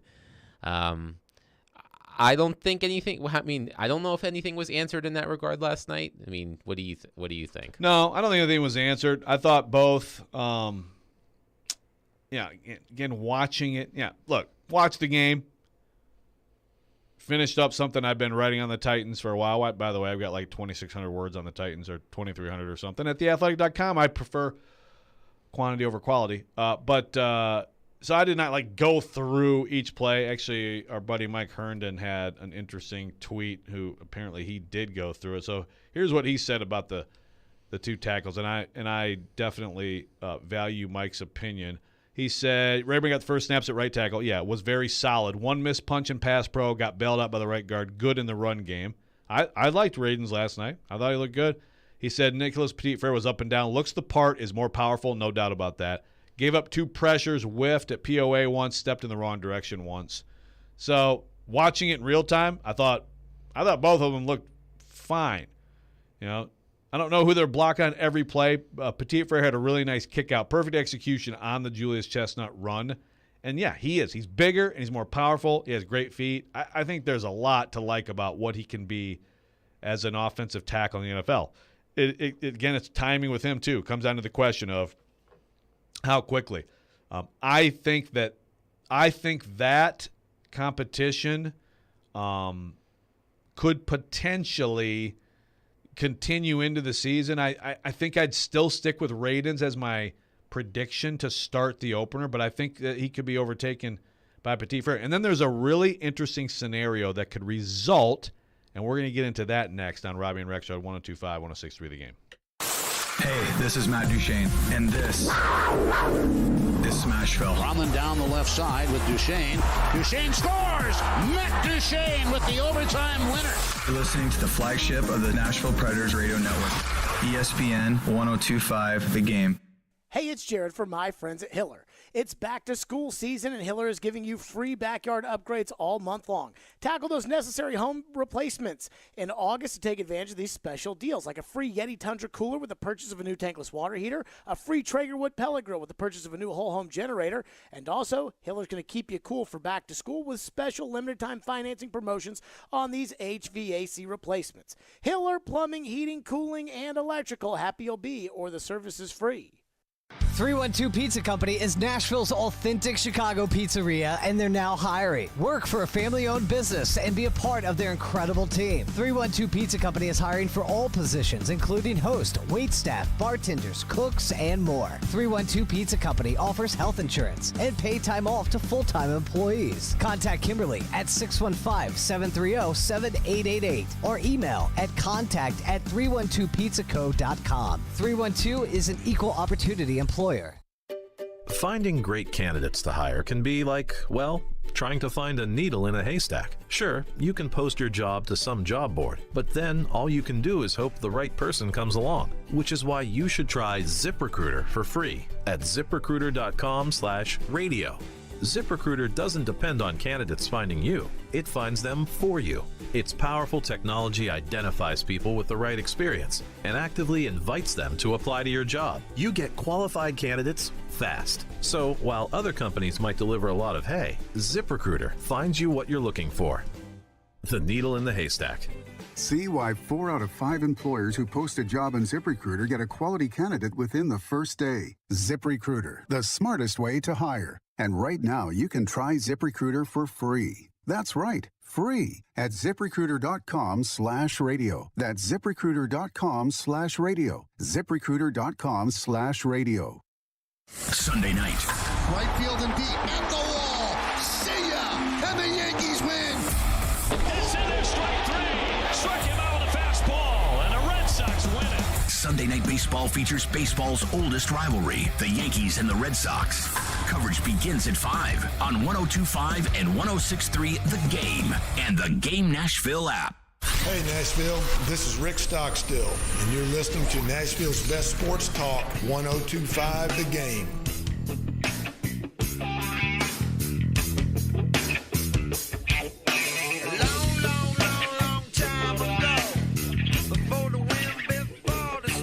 Welcome back in, Robby Rexrode. I just want to let that play. So, that song, this is how much of a nerd I am about the Chili Peppers. They played that song 2 nights ago in Atlanta, and they barely ever played it. It was the 3rd time they played it on this tour. And so they're probably not going to play it tonight. So it's kind of heartbreaking, actually. Are we getting you pumped up for Rexrode? I am. But I even told Jack, I was like, they played Sir Psycho Sexy, so they're not, like, they never play. They're not going to play it 2 nights in a row. I'm begging you, Anthony Kiedis, if you are listening to Robby and Rexrode right now in your hotel room, please play that song again tonight. Come on, man. Play it. Play as much as you can from Blood Sugar Sex Magic. Listen, if they play it, you know it's because you just said that. I think Anthony Kiedis is a big local sports talk radio guy. You don't know that he isn't. He may want to weigh in on, Malik Willis, Logan Woodside. He likes to get a little bit of local color everywhere he goes. That's right. Know? So he just, he stopped on 102.5. Or maybe Flea. Maybe Flea's listening. I don't know. Just play that song tonight. Come on, guys. Do it for everybody. Do it for us. Do it for old Rexrode. That's right. On the there's a lot in the text line that you people are excited about the Titans and the takeaways. That's great for a preseason game because you just don't always have that. On the offensive line situation, here's what could happen. Petit Frere could win the job. He could win the job going into the season. He could be the right tackle. I think Petit Frere is going to be – I think he's going to be the Titans' long-term right tackle. And I think they may have found a good one as they did when they drafted Jack Conklin 6 years ago. Now, look, Conklin was all pro as a rookie. I'm not saying that's going to happen. I don't know that he's going to start. I think at some point this year, I'm going to guess that Petit Frere is a right tackle. So then the question is with Radens, who, look, I mean, I hear what you're saying on make fetch happen. I think we should acknowledge that Dylan Radens has improved. He has worked hard, and I can't sit here and say, although offensive line remains the question, the concern, I can't sit here and say he has no chance of being a solid offensive lineman in the NFL. There's a lot of factors with him. We've talked about all those. But what could happen here, and this is where you look at left guard, where he played basically last year. You look at Aaron Brewer, who they love. There is the size issue, like it or not. I mean, that's a real thing in the NFL. But here's an interesting thing from Dylan Radins. I asked him basically about the idea of, what if you had to move back to the left side?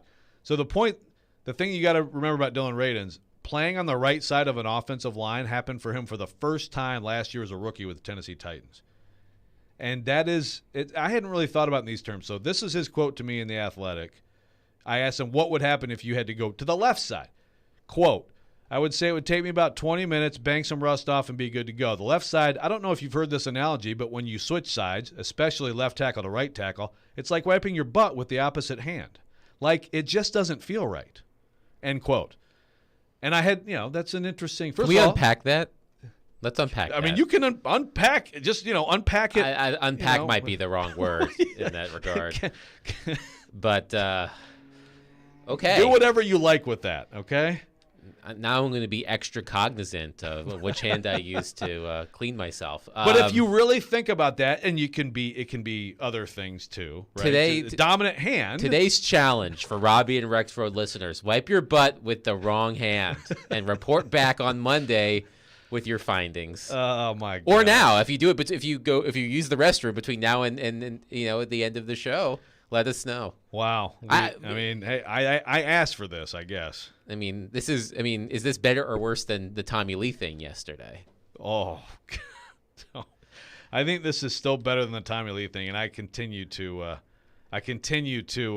apologize for that. You have that relationship with your listeners. You guys can talk about your bathroom habits. Yeah, we can talk about darn near everything. But it's interesting just because one would think that a lot of the skills, a lot of the skills do translate, I imagine, moving from one side to the other. But if you are ingrained to know what you're doing on one side, I have to imagine that your natural impulses will, you're battling your natural impulses when you switch sides, and that is difficult. Yeah. So there's two future possibilities if I'm right about Petit Frere. I think the long term, the Titans are going to be happy about that pick. It's like I feel, we've talked about Malik Willis all day. I basically start out cynical about any quarterback coming in this league and actually being what people hope when they draft him. Like right now, again, I'm not predicting Malik Willis becomes like a starting quarterback. He could. I love his talent, love his attitude, intelligence, approach, all of that, but it's very, very hard. Very few people can do that. I feel a lot better about Nicholas Petit-Frere being a good starting right tackle in the NFL.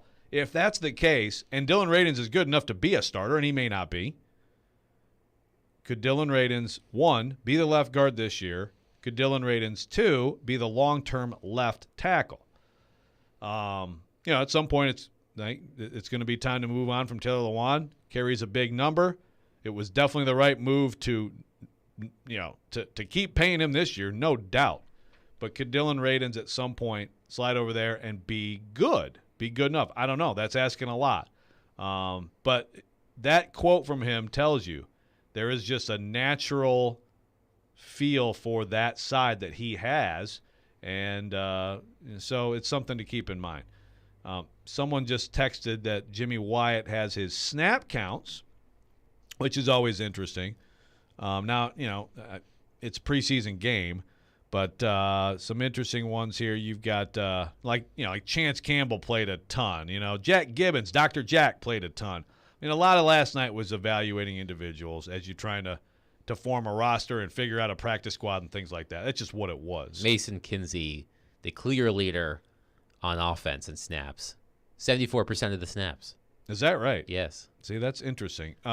Burks, 48% of the snaps. Yeah, so that's also, like, I didn't realize that either. So with Burks, he was out there a lot, just didn't get the ball. And, yeah, someone else pointed out on the text line, like they didn't get balls to receivers very much at all. No. Ken said that, and you're right. Basically, when Willis was at quarterback, they schemed up a couple, little bootleg to the fullback, a little bootleg to the tight end. And then there were some plays where the ball could have gone to receivers, but he broke the pocket or maybe checked down. Woodside was checking down. Again, some of that is defender in his face immediately. But, yes, the receivers got very few targets, actually. So Josh asked, do we take away more from the receivers when they're playing with Tannehill against the Bucs and Cards? Yeah. Yes. Yeah.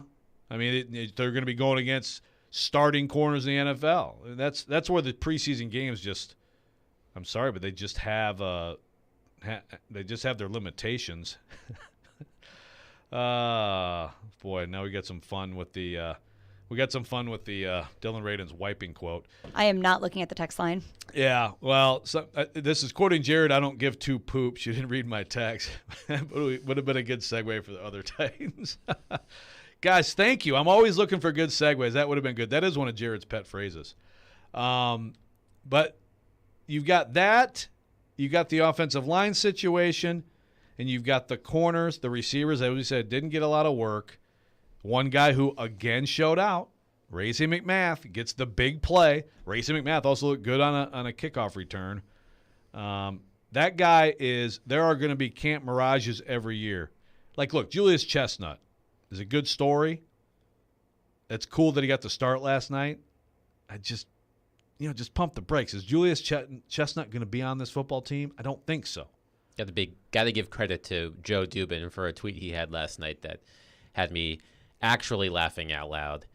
He said after the Julius Chestnut fumble, Chestnut roasting on a waiver wire. Holy crap, that's pretty good, Big Joe. It was good. I have to tip my cap to you, Big Joe. I thought you were going to say it was like another Joey Chestnut joke, with a lot of those are coming. Chestnut roasting on the waiver wire. Oh, that Big Joe. Oh, my goodness. Yeah. Well, look. And Racey McMath will be on the show later today. He will be, and that's not why I'm saying this. But there are things that are real, and there are things that are, that are to be taken with a grain of salt. A lot of the things that aren't real happen in preseason games because it's just you're not going against starters in the NFL. That's why. Look, Willis starting last night is good because it's the best look you're going to get. You got some guys who are going to play for the Ravens on defense. Not a ton, but a few. But so much of what happens in those games, it's just guys trying to make rosters against guys trying to make rosters, right? So, yes, to answer your question, the receivers against starting corners in those joint practices tells you more. And Racey McMath showed out last night, but Racey McMath on a daily basis is getting reps, important reps. Tannehill throwing him the pass. Their Titans corners, Fulton and Farley, and Byard is out there, and Hooker. Like, that's who he's going against, and he's making plays. And that's what you have to remember. It just means so much more than what you do in these games. Always something to keep in mind. Derek on the text line, thank you so much. Sir Psycho Sexy is the name of the song. Good call. Would love to hear it tonight. Let's hope, Derek. Let's hope. Now, when we come back, I'm going to rant. But right now, I've got to talk a little bit about Souls for Souls, because we were all kids once, showing up on that first day of school in new clothes, new shoes, ready to go. Always a big deal. It still is a big deal for kids. But there are thousands of children in Middle Tennessee who are going to be embarrassed on that first day because they don't have a decent pair of shoes to wear. We want to change that. Souls for Music City is our cause. Please consider joining us with a simple $20 donation. It's all it takes to put a new pair of athletic shoes on the feet of a homeless child in Middle Tennessee. So text donate 615-737-1025 right now and help make a difference in the life of a single child. That's donate to 615-737-1025. Thank you for your kindness. Every single day this week, there have been text responses to donate after we talk about this, which is so awesome. Do it again. We'll be back. Robby and Rexrode, 102.5, 106.3 The Game. checker flag. Join Chase McCabe for Chasing Checkers every Sunday morning at 8 for all the news in the world of motorsports. Joey Logano gets the very first victory in the next-gen car while hearing from the big names. Two-time champion Kyle Busch. Being able to bring NASCAR, the Cup Series, back to Nashville is cool. It's Chasing Checkers, presented by Apple Collision Centers and the Nashville Fairgrounds Speedway On ESPN 102.5 and 106.3 The Game and the Game Nashville app. From the Fox 17 News Code Red Weather Center. I'm Fox 17 Code Red meteorologist Greg Bobus. Our forecast calling for 3 nice additions going into the weekend. Number 1, a return to sunshine. Number 2, lower humidity. And number 3, high temperatures below average in the middle 80s for both Friday and Saturday. This weather report brought to you by Hiller Plumbing, Heating, Cooling, and Electrical. Call the Happy Face Truck today. Are you ready for this? You've never seen the PBR like this. Buckle up for the ultimate weekend in Western sports as the PBR Team Series invades Nashville's Bridgestone Arena, August 19th through the 21st. 8 teams, 3 days, 1 champion. Don't miss your chance to watch history as it's made. Get your tickets now at PBR.com or Ticketmaster.com. PBR Team Series. Bull riding will never be the same. Parman Energy is your one-stop petroleum solution across all of Tennessee, offering turnkey petroleum solutions for professionals in major industries, serving trucking fleets, construction companies, industrial plants, and more. Whether a large corporation or owner-operator, Parman Energy has your diesel fuel, lubricant, DEF, and equipment needs. No matter how you're getting there, start with Parman. Visit ParmanEnergy.com for more info. Your Tennessee petroleum solution, providing totally outrageous customer service. In today's economy, employers and employees should be working together to create safe, good-paying jobs with no unnecessary government overreach. Right to work does not belong in the state constitution. Tennesseans, this voting season, vote no on Amendment 1. Visit TennesseeWorkersAlliance.org, paid for by the Nashville Building Trades.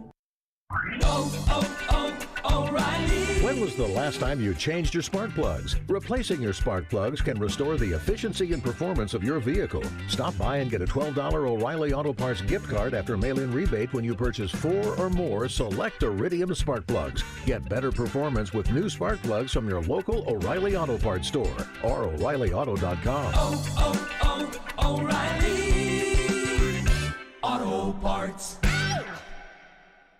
Cutting the price of your wireless bill feels good, really good. Actually, it feels great.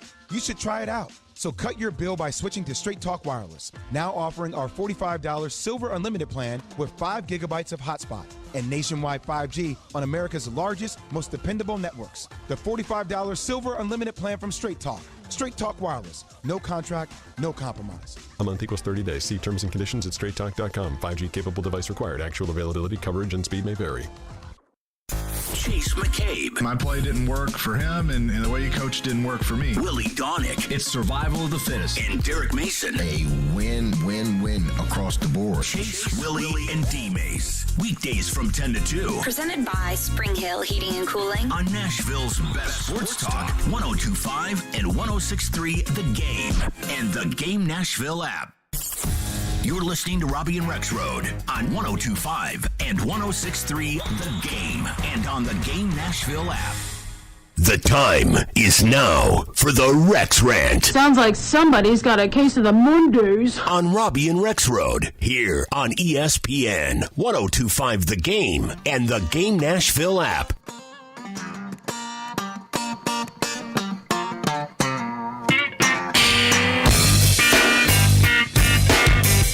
Rexrode slapping the bass.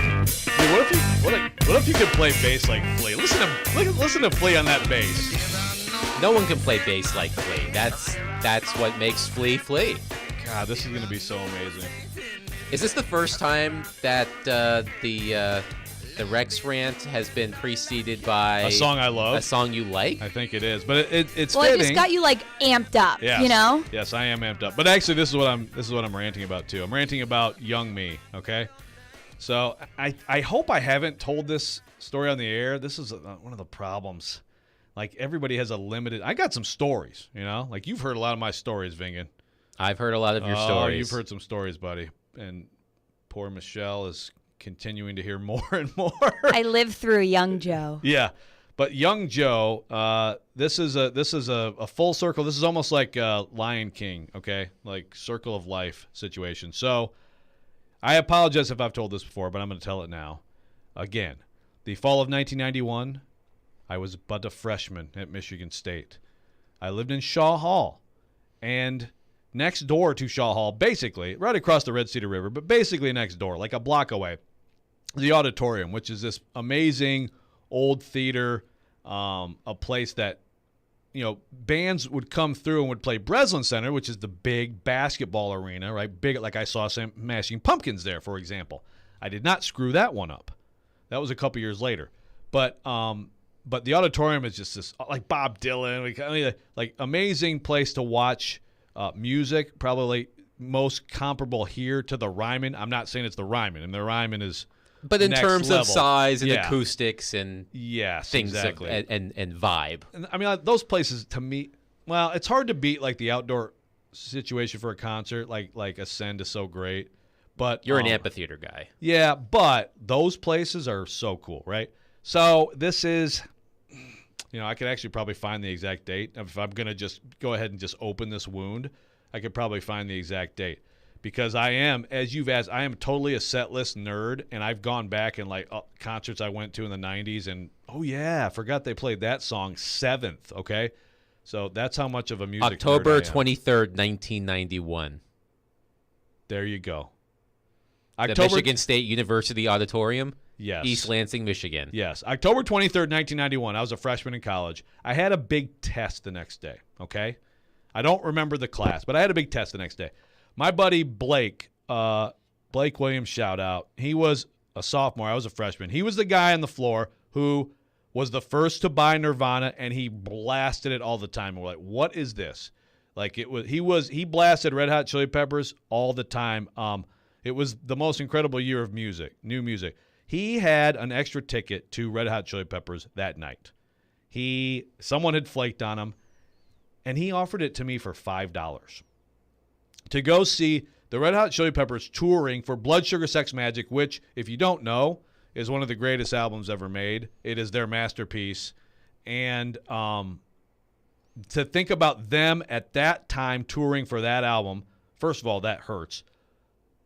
Also, there were two opening bands, Pearl Jam and Smashing Pumpkins, two bands I had never heard of at that time, opening for the Red Hot Chili Peppers that night at the auditorium.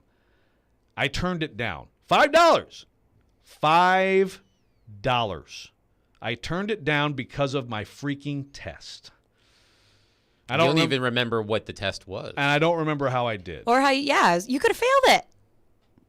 I would fail it 1,000,000 times right now if I could go back, okay? That is Jack's advice as he heads to college. Well, that's the thing. I want to take it easy a little bit, but yeah, kind of. I mean, so a couple months from now, so let's fast forward to let's fast forward to probably like January, February of that school year. I am listening to Smashing Pumpkins all the time. I am listening to Pearl Jam 10 all the time. Smashing Pumpkins, Gish. Like, again, the most incredible year of music, period. You won't tell me otherwise.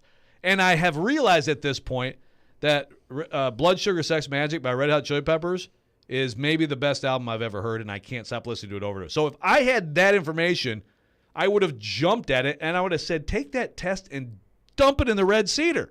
But I didn't. I didn't take it. I didn't go. And I still talk about this because this is my biggest music regret. But tonight, I am going to see the Red Hot Chili Peppers for the first time. And so I'm very excited about that. The Strokes, too. And I'm going to take a young man who is going to be a freshman at Michigan State in about 2 weeks. So there is the circle of life. And then the question will be, what Michelle just said, do I tell Jack? You do, because at the end of the day, you know that you listen, you have a job, everything worked out, you don't know how you did on the test, but if you have an opportunity to go to something like that, you do it, you don't get sleep, and you fail that test. Yeah, but then we're going to be pissed if he fails the test. But are you even going to know? Well, actually, that's the thing. Talk about a huge difference in life. We talk about it a lot too, but yeah, Like, we can track, right? Basically. I mean, I don't know about like test by test, but we certainly can track how he's going to be doing in college better than my parents who would just get, my grades in the mail after every semester, right? Yeah, but as long as he passes the class, that's okay. Yeah, I think you're right. I think there's a certain is there something cooler to say than like YOLO to this? I mean, Definitely don't say that. You hate YOLO? No, you saying it, just something that seems off about it. Of a boomer saying YOLO? I'm not a boomer, by the way. I feel You're a boomer, Joe. There is an episode of The Simpsons where Homer takes Bart and Lisa to Lollapalooza. Oh yeah, with the pumpkins. With the pumpkins, one of the better jokes. Billy Corgan smashing pumpkins. Homer Simpson smiling politely. But the whole point of that was that Homer was embarrassing Bart and Lisa at Lollapalooza. And I have more faith in you not to embarrass your son. Just try not to do as much airbase as you were doing when we were coming back from break. Oh, Joe is for sure going to embarrass Jack. Vingan, you have way more faith in him. I mean, Joe, love ya, but he's just going to be so in his own zone, just like rocking out. And Jack is going to be like, Listen, I embarrassed Jack when I met Jack, and I thought I was cool. Yeah, it's going to be interesting. Derek on the text line, driven by WellsCountyHunter.com, says, Joe, please tell me you're a fan of the Strokes as well. Huge. So it's like hours of old dude gyrating in the stands that's coming tonight. You do have a very eclectic music taste. I recall specifically a drive that you and me and our buddy George Walker at the to St. Louis for the St. Preds. Louis for the Predators Blues playoff series, and I think it was 90s hip-hop the entire way. Well, George Walker and I played, I know we played Midnight Marauders by Tribe Called Quest, and we sang every single lyric in your ear to that album. By the way, came out around the same time as this. Just saying. Wu-Tang, same thing. Yeah. I think you were pleasantly surprised by my knowledge of that era of hip-hop, considering I am younger than you. It was very good. No, it was very, and so the thing is, so Jack, back to him, he is an old soul. Like, he's a Zeppelin, Bowie. He's a classic rock guy. And he likes some classic hip-hop too. So we've done well. Katie and I have done well with him. Some other children, a little more work to do, But listen, my girl Caroline, she's got great music taste. Is Brennan into like SoundCloud rappers? Brennan is purely into new rap, and I am totally boomer, old man yell at cloud, like, it all sounds the same. They get the voice. What do you call the voice? Auto-tune. That's auto-tune? Yes. But there's something else it's called, right? I'm sure there is something else. It's like verbing something verb to the voice. It's like reverb.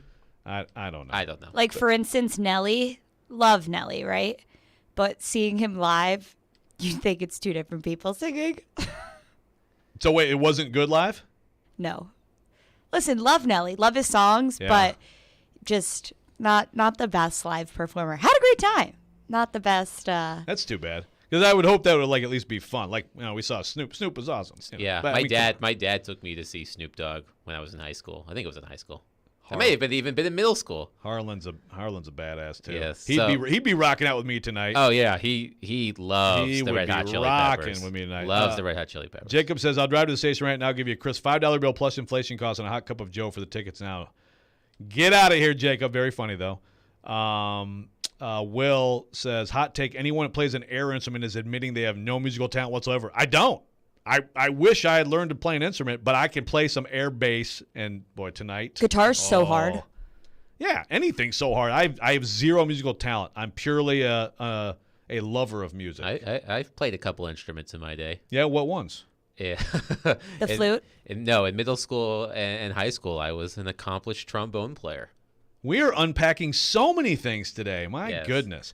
Well, that's been the Rex Rant. Thanks for listening, everybody. I feel better getting that off of my chest. And when we come back, we're going to get back to the Titans and a guy who was there last night in Baltimore, Teron Davenport. Robby and Rexrode, 102.5, 106.3 The Game. You watch the game. And the score! Philip Forsberg from the left circle! We talk the game. You can't just pick up one guy and be competitive in the playoffs. We are the game. Nashville's best sports talk. ESPN 102.5 and 106.3 The Game and the Game Nashville app. ElectronicExpress.com. We make it happen. Hey, football fans. Dak Prescott here. And I'm here to tell you that with NFL Sunday Ticket only on DirecTV, you can watch your favorite team no matter where you live.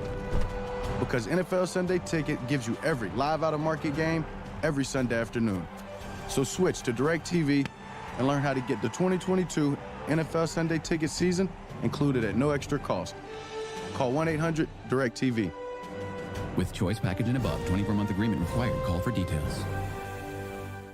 Houston Clinic Orthopedics wants to thank their patients for voting them the #1 orthopedic practice in the Nashville Scene Poll for 3 years in a row. Their physicians specialize in spine, joint replacement, knee, hip, upper extremity, and other orthopedic conditions. At Houston Clinic Orthopedics, they adhere to all CDC guidelines for the patient's and staff safety. To experience world-class orthopedic care and see a list of all physicians, visit their website at tn.houston.com and book your appointment online today. Get in zone, AutoZone. Welcome to AutoZone. What are you working on today? Thinking about gas mileage. An oil change with quality oil like Pennzoil Platinum Full Synthetic can help your engine get more out of every mile. Right now, you can get 5 quarts with an STP Extended Life oil filter for only $35.99. Get what you need for better fuel efficiency at any of our 6,200 stores or on AutoZone.com. Get in zone, AutoZone. Restrictions apply. Ray Magliozzi here for eBay Motors. Okay, easy now. You're teaching your kid how to parallel park. Ouch! Turns out he likes to do it by feel. Don't worry, eBay Motors has bumpers, taillights, trunk lids, license plate holders, 122 million parts. Pull up just a little bit. And headlights.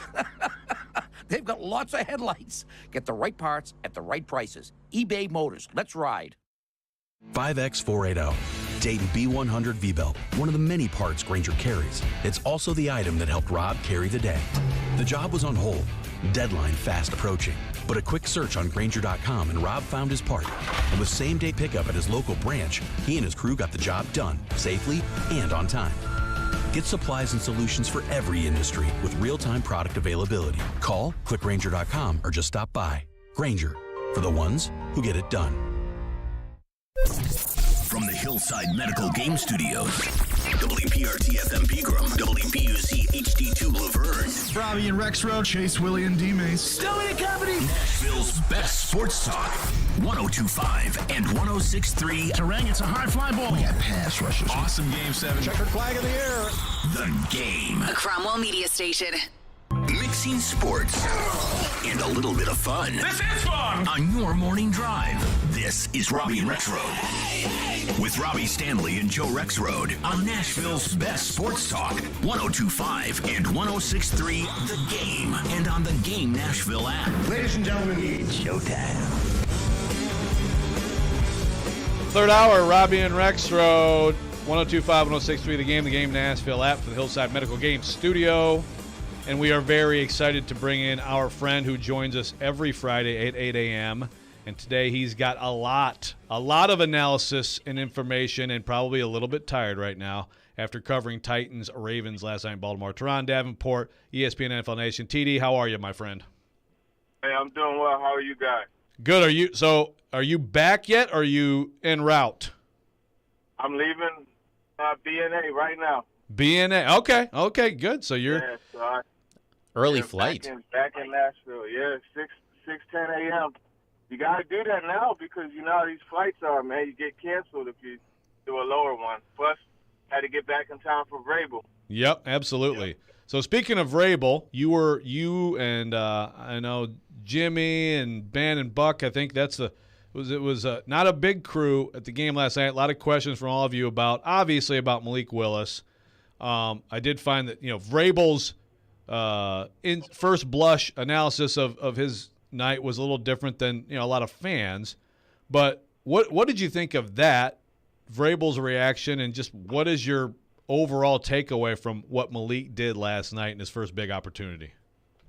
Yeah, I mean, there were opportunities for him to throw the football, but I think he made the most of what he had to work with. And it's just one of those things where he has to continue to progress, and his reads and things like that. Those are things that he's making. He just has to believe it and throw it. But to take him out because he didn't throw the football, I kind of question that. And ironically, the very next play, Logan Woodside scrambled. So something must not have been there. Yeah, and of course, well, you just hit on. Well, I'm sure you're not surprised, TD. Basically, the entire show has been about that. Has been about Willis. Has been about Woodside. That's what I figured. That's what it's been. It's what people want to talk about. So I'll ask you. I think we've all talked about. Look, Woodside right now, pretty clearly the 2. Willis the 3. It's a long process. After last night, not just what Willis did, but what Woodside did. Do you feel any differently about the idea that Malik Willis could possibly take that number 2 job?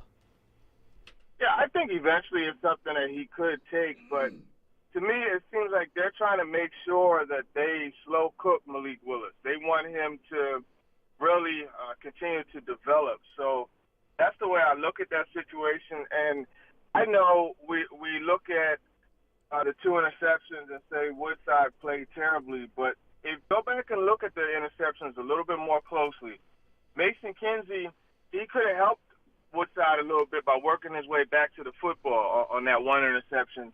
And for Godwin, listen, as a receiver, when you make a commitment, you got to commit to it, right? So he made the move outside and then made the move back inside, and Woodside, I guarantee you, was thinking that he was going to stay on track right inside as opposed to going back outside. You can't do that to your quarterback. You confuse him. So I don't know that I put those interceptions on Woodside. He did say after the game that he wished he had that Godwin throw back, but I can understand why he did that.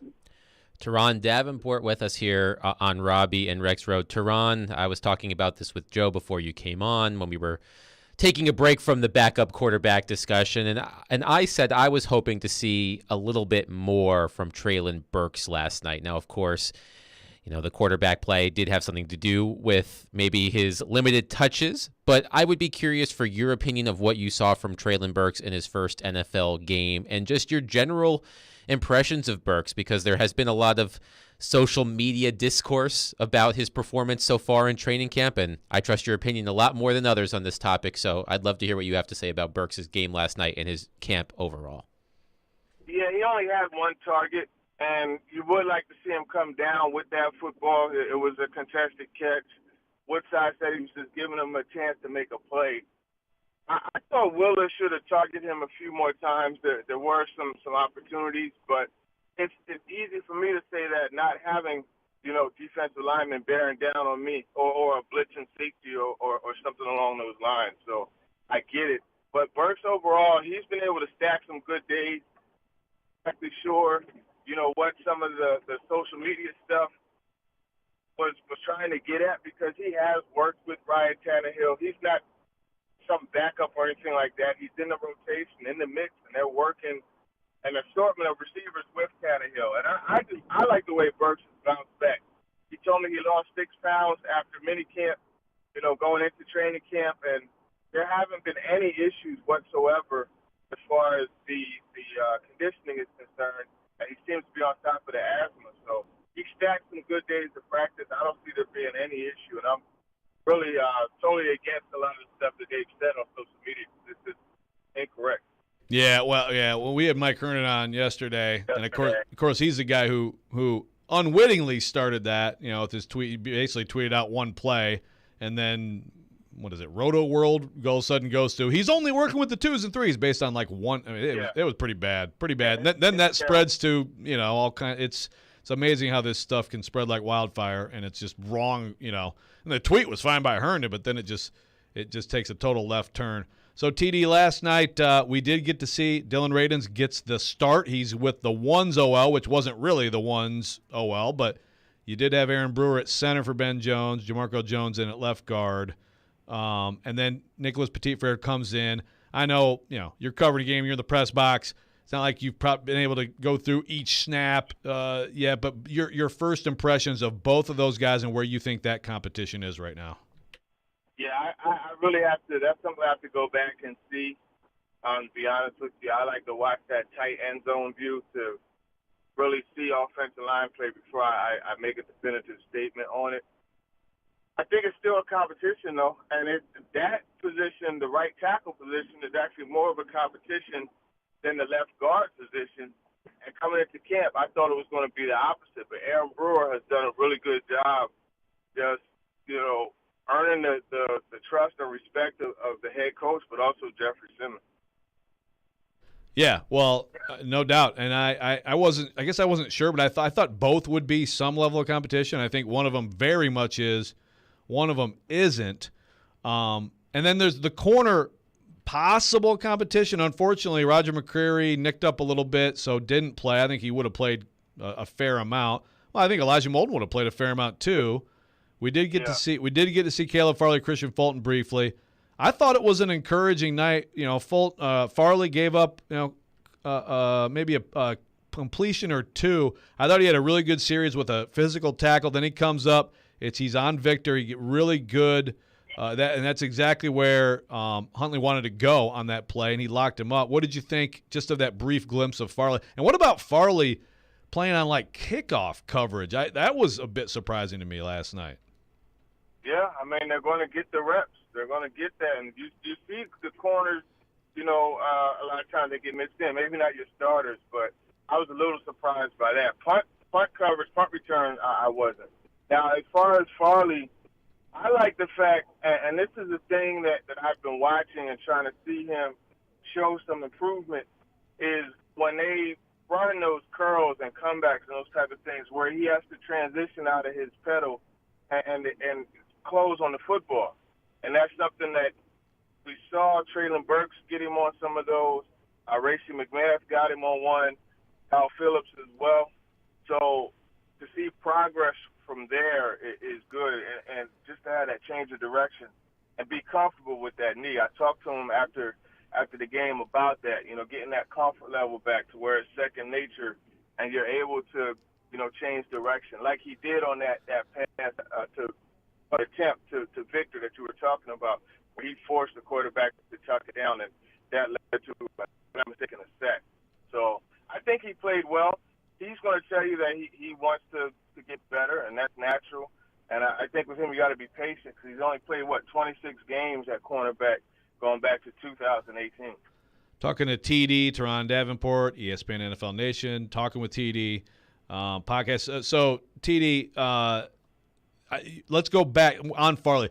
Going back to, remember right after he was drafted, I remember a conversation with you, and your question on it was, obviously, the traits are there, right? I mean, it basically comes down to how you feel about the medical. Some teams felt differently than others. But your question was, one thing about him is obviously a very twitchy athlete. And does that come back? Will he be that twitchy? Do you feel now that we've seen him for a few weeks here, and clearly he had a good, he got stronger and all that stuff. Do you see that twitchiness?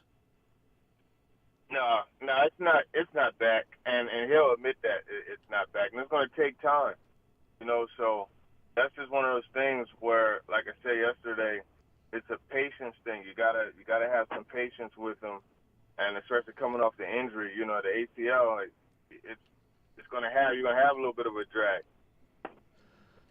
So anything else from last night? I think we've hit on the things that look. It's a lot of this is coaches are evaluating individuals, and some of it is really bottom of the roster and practice squad stuff. I mean, just about everybody got in last night. I did find it interesting, TD, that Julius Chestnut started. I don't want to make too much of that. I mean, he's looked good. He's looked good in camp. He looked good last night other than the fumble.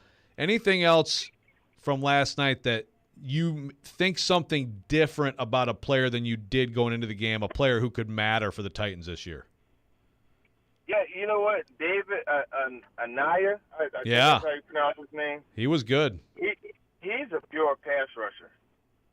That's what he does. He came off the edge on those consecutive plays. He had that sack and then the strip sack. And I talked to him a little bit about just being able to focus on rushing the passer as opposed to having to process I got to drop, I got to do this, I got to do that. If they do this, I have to.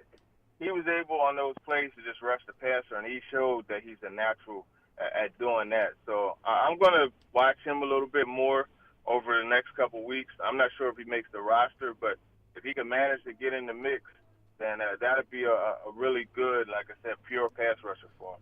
Yeah, very interesting. Maybe a practice squad developmental type situation there, and they've been able to find guys like Naquan Jones and Tier Tart and so forth on defense in recent years. Teron Davenport, TD, thanks so much, buddy. Appreciate you coming on. Get a little caffeine, and we'll see you at Vrabel later. All right, I'll see you this afternoon. Teron Davenport, ESPN NFL Nation. When we come back on Robby and Rexrode, we will react to TD and talk a little bit about Titans who showed out last night, or maybe gave a little glimpse of what may be coming in the future. The college football season never stops. ESPN college football analyst Trevor Manich joins Stillman and Company every Tuesday at 4:30. They've got to do what Nick Saban in Alabama has done so successfully over the last 10 years. Presented by Houston Clinic on Nashville's best sports talk. ESPN 102.5 The Game and the Game Nashville app. When I retire, I plan on being busy. Bird watching, cooking, traveling. I might even write a book. But I never thought I'd have to plan on being an expert on all things Medicare.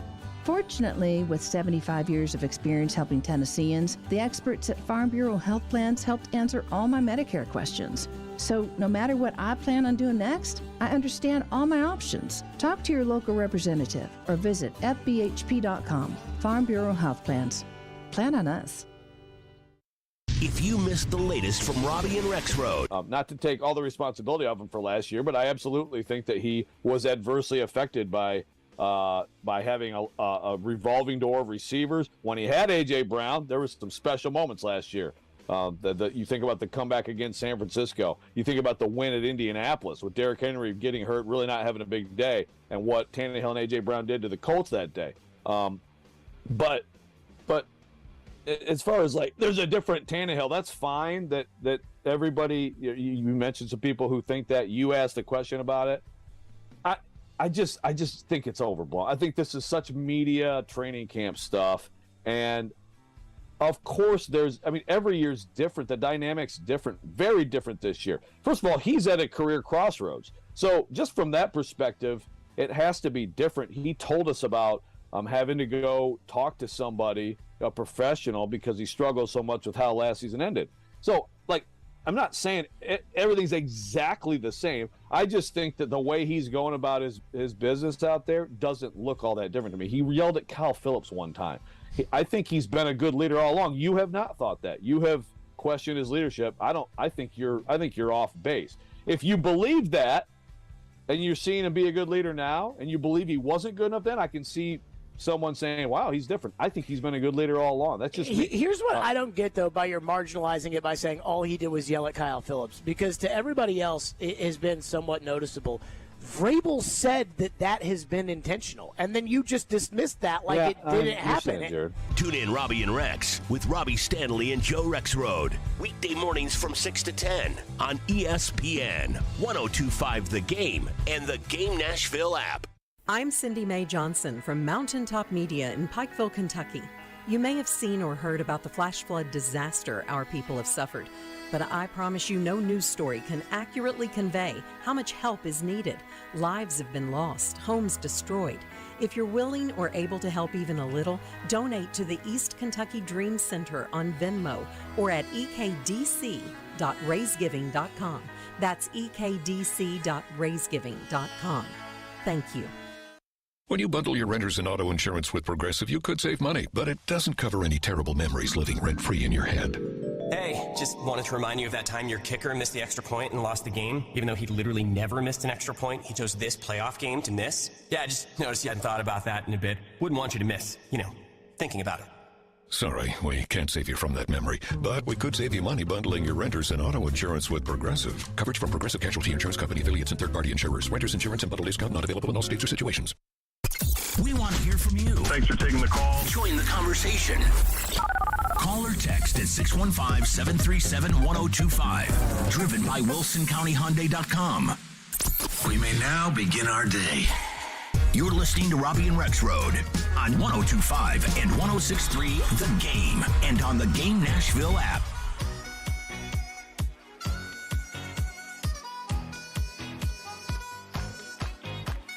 One 106.3 The Game, bringing you Nashville's best coverage of the Titans training camp, presented by Parman Energy, your one-stop petroleum solution. And you can watch Robby and Rexrode streaming live on Twitch, Twitter, YouTube, and Facebook Live every day. Our video streaming brought to you by the law offices of Amanda Gentry. Welcome back in, Robby and Rexrode. Talking Titans, of course, talking preseason loss, which I continue to forget the final score, 23-10. Is that what it was? It doesn't even matter. 23-10. Those Baltimore Ravens, my goodness, they are incredible in the preseason. I will say, the Baltimore Ravens, Huntley, Brown, they're not like, decent backups. They have Huntley and Hundley. They do. They have Huntley and Hundley. They've didn't see a lot of regulars for either team last night, of course. I think Huntley was like 16 for 18 or something like that. Huntley was 16 for 18, 109 yards, and a touchdown. Bridges for them, 4 for 62, had the TD over Chris Jackson. By the way, someone on the text line, driven by WilsonCountyHoney.com, asked earlier about Chris Jackson's injury. No word on that. He did limp off. He got beat for one of those touchdowns by Bridges in the end zone. Actually got kind of picked on 2 plays in a row. The play to set that up and then the touchdown. Didn't have a great night. I would say, hasn't had a great camp.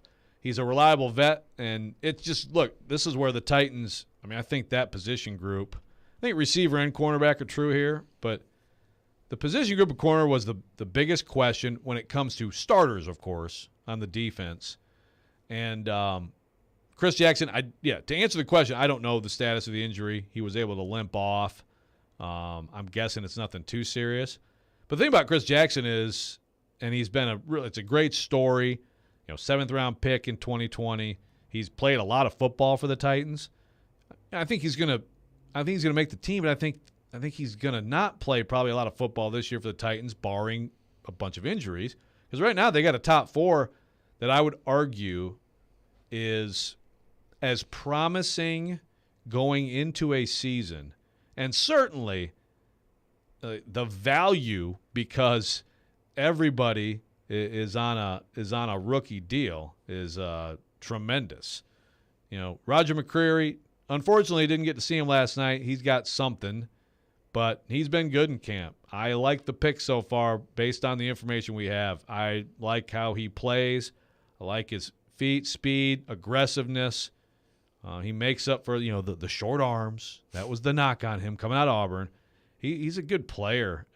Farley, we talked with TD last segment a little bit about that. Farley, maybe the twitch isn't bad. He's gotten better, and he's better than I would have guessed at this point. Molden, we have barely seen. But so when a guy is on a bike, as Molden has been, that basically tells you that we're not talking about, it's, of course, and also when he's still on the active roster, we're not talking about some huge problematic injury, but some of these things take a couple weeks. It was 2 weeks ago today that Molden got hurt in the indoor, kind of limped off. We haven't seen him since, but I think he's going to be fine.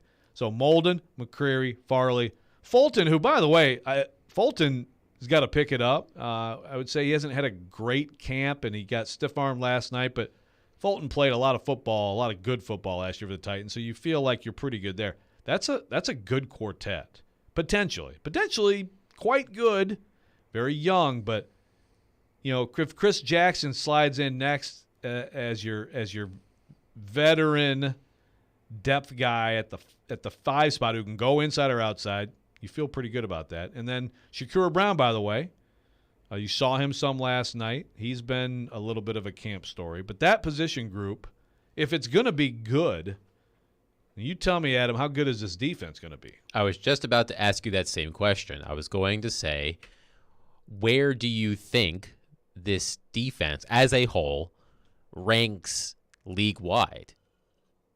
What do you think the potential is? Where do you think they could end up? Oh, I think the potential is clear top 5 in the league. And look, I'm saying that while missing a whole bunch of every single camp, there's No, there's some outside linebacker. There's some safety, corner, D tackle who's like, ooh, how good could this D be now, right? I mean, this is what happens this month. But some of the outside, and we've talked about it on the show a few times, some of these like national rankings of the Titans defense they actually astound me. The whole like media hates us, all that stuff. That stuff is overblown. I'm looking at the view of the Titans defense by a lot of NFL media. To me, is actually a little bit embarrassing. To that point, because I was thinking, okay, what's one way we could easily look up how a defense stacks up? And the first thing I thought was, let's go look at some fantasy rankings for defense/special teams units. So I pulled up ESPN's, and they have they list the top 20, and the Titans aren't even on it.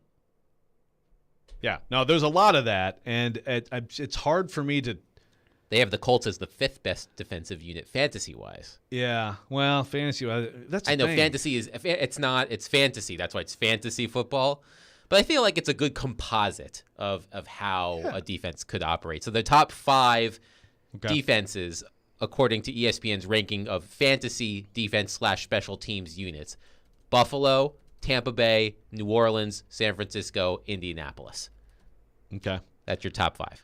Yeah, and well, the thing is, even if so from a fantasy perspective, Titans, their last time they played football, they had 9 sacks. That helps you in fantasy football. Right. I don't.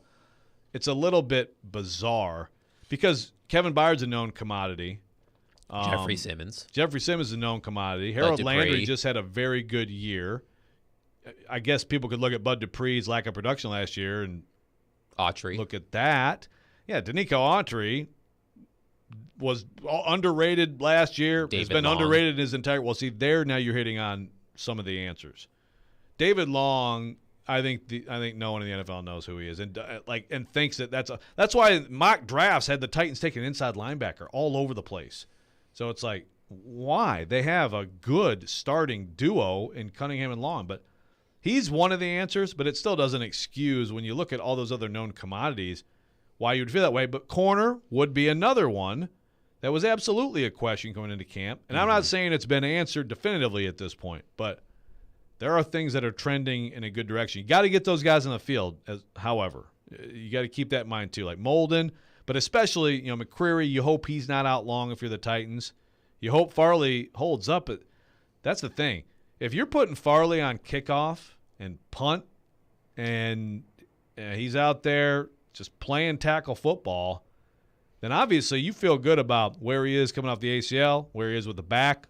I wasn't sure. I thought maybe just because of his history that the Titans might be a little bit more careful with him last night. But no, they're like, you've got to play football. You got to get ready because they're going to lean on him. And he's going to have his issues this year. He's going to get burned at times this year. He's going to give up plays. I think that overall he can be pretty solid over there. And if you have that on both sides with Fulton and Farley, and he is solid for a full year, then you got those two guys that I think that's where McCreary's best chance. Maybe I'm wrong. Maybe McCreary can actually make a run at Farley's spot on the outside. I'd be surprised. But that's a pretty good group, and if that's solid, yeah, it's a top 5 defense. It comes back to what we were talking about earlier this week with the under 25 rankings and how that particular list mentioned Treylon Burks as the only quote-unquote blue chip prospect. And the author did mention Farley and McCreary and Molden, but there are still question marks. They're young. They've been injured. So this season will go a long way, I am sure, in I think getting the Titans a little bit more recognition defensively, because there are questions. There is the youth back there, but it could be good. Could be very good. Yeah. Well, look, the defense is built right now to keep the score down on a lot of Sundays. I'd say the majority of Sundays in a high-scoring offense league. We'll see if that's how it plays out, but that's what it looks like.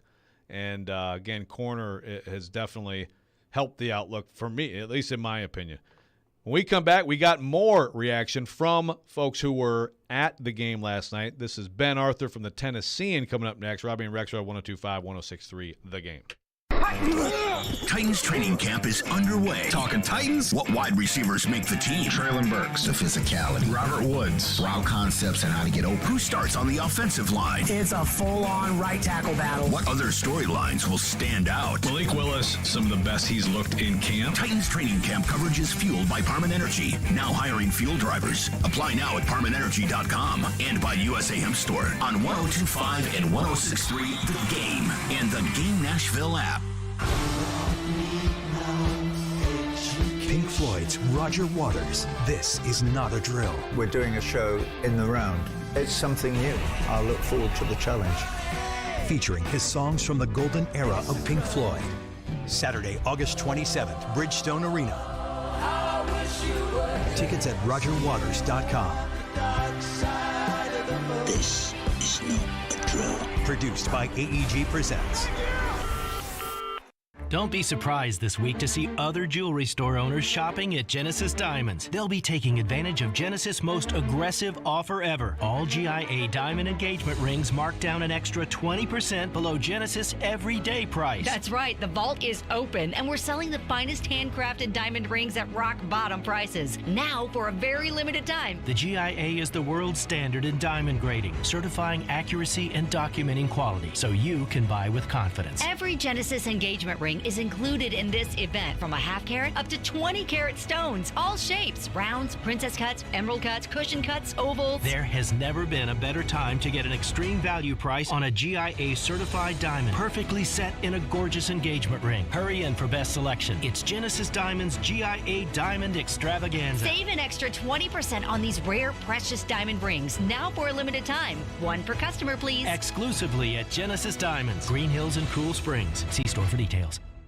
Hey, homeowners and home buyers, listen up. Loan Pronto has 30-year fixed rates with APRs in the 4s and 15-year loans with APRs that start with 3.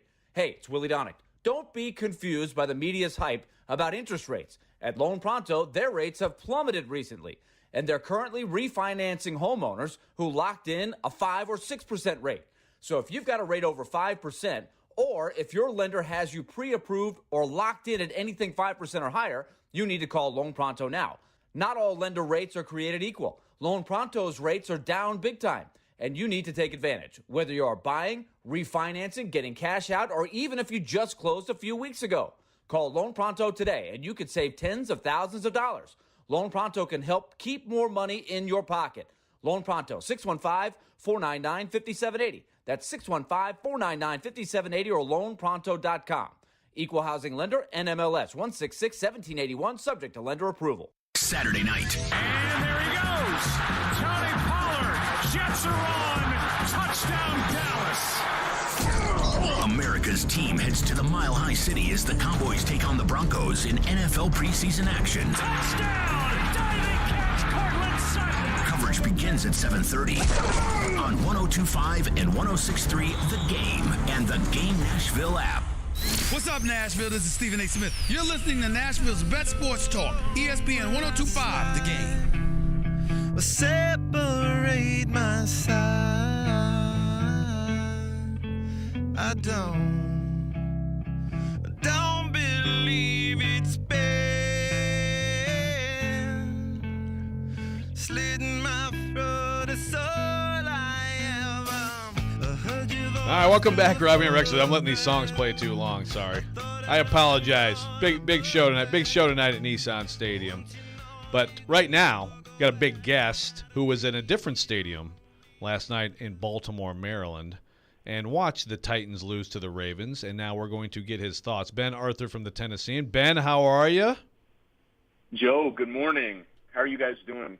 We're okay, possibly better rested than you. Were you on the TD 6:10 a.m. flight home?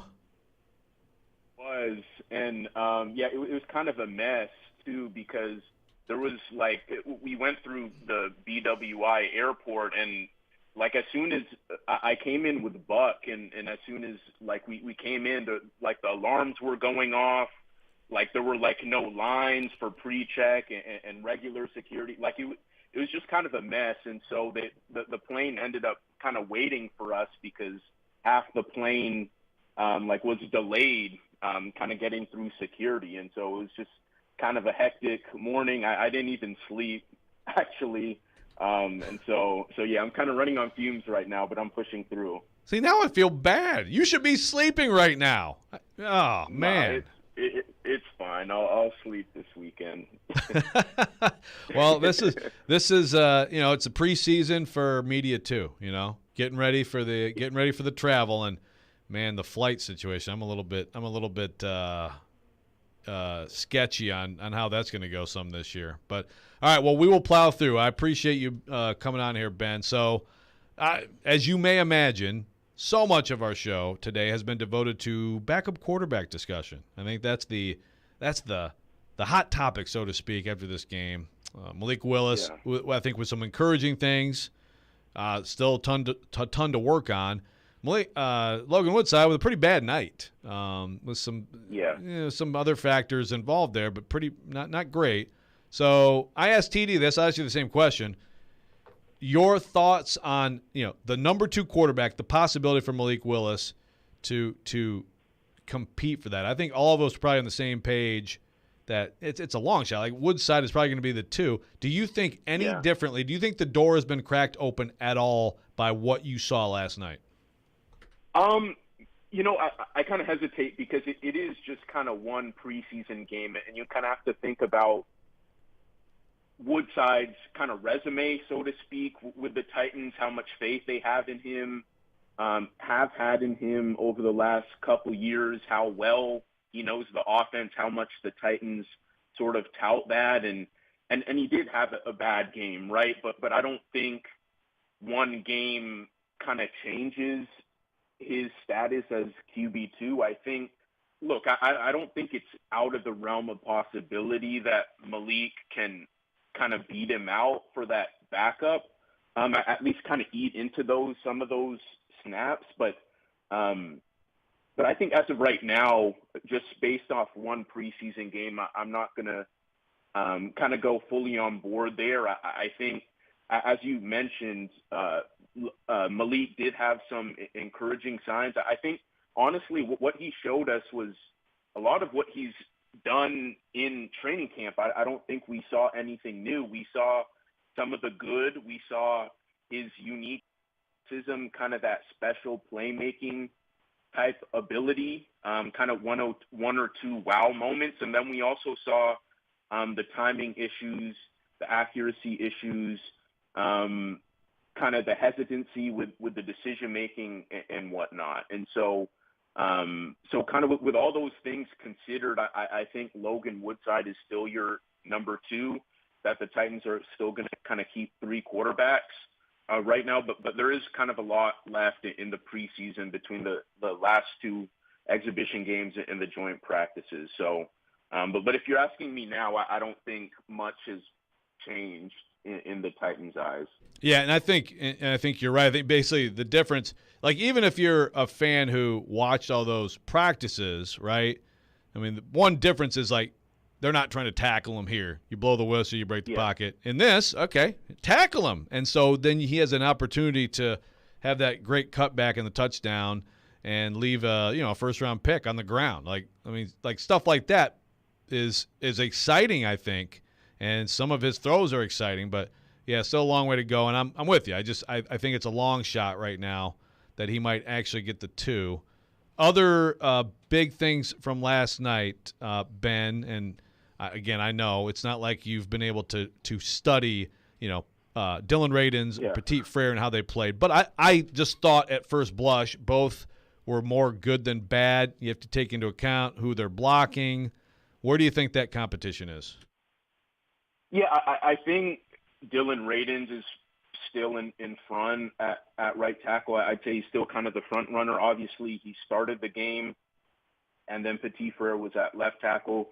And I know that Petit Frere, I think with the second unit that he played some right tackle. And I thought he had he did some good things when he was at right tackle too, right? Like if you remember that long run by Julius Chestnut, that 29-yarder was with Petit Frere kind of doing his job on the right side. And so, again, kind of like you said, I think there was definitely probably more good than bad. without having gone through the game film yet.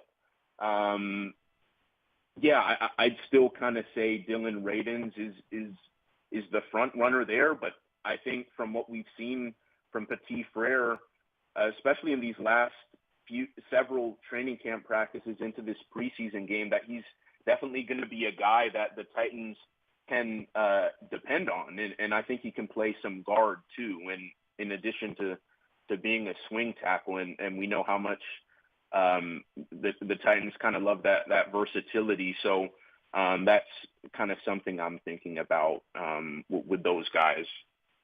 Ben Arthur of the Tennessean joining us here on Robby and Rexrode. Ben, let's fast forward a few days next week.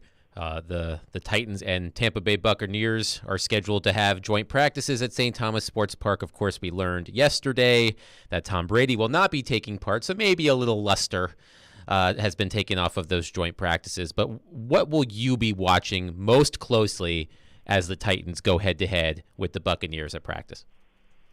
Yeah, I think, well, first of all, kind of with what we're kind of discussing with Malik Willis and kind of handling kind of game atmosphere, kind of dealing with new coverages for the first time, pressure, kind of all the things that come with playing quarterback, like what that's going to look like for him going up against a really strong Bucs front that has Vita Vea and Joe Tryon, kind of guys like that.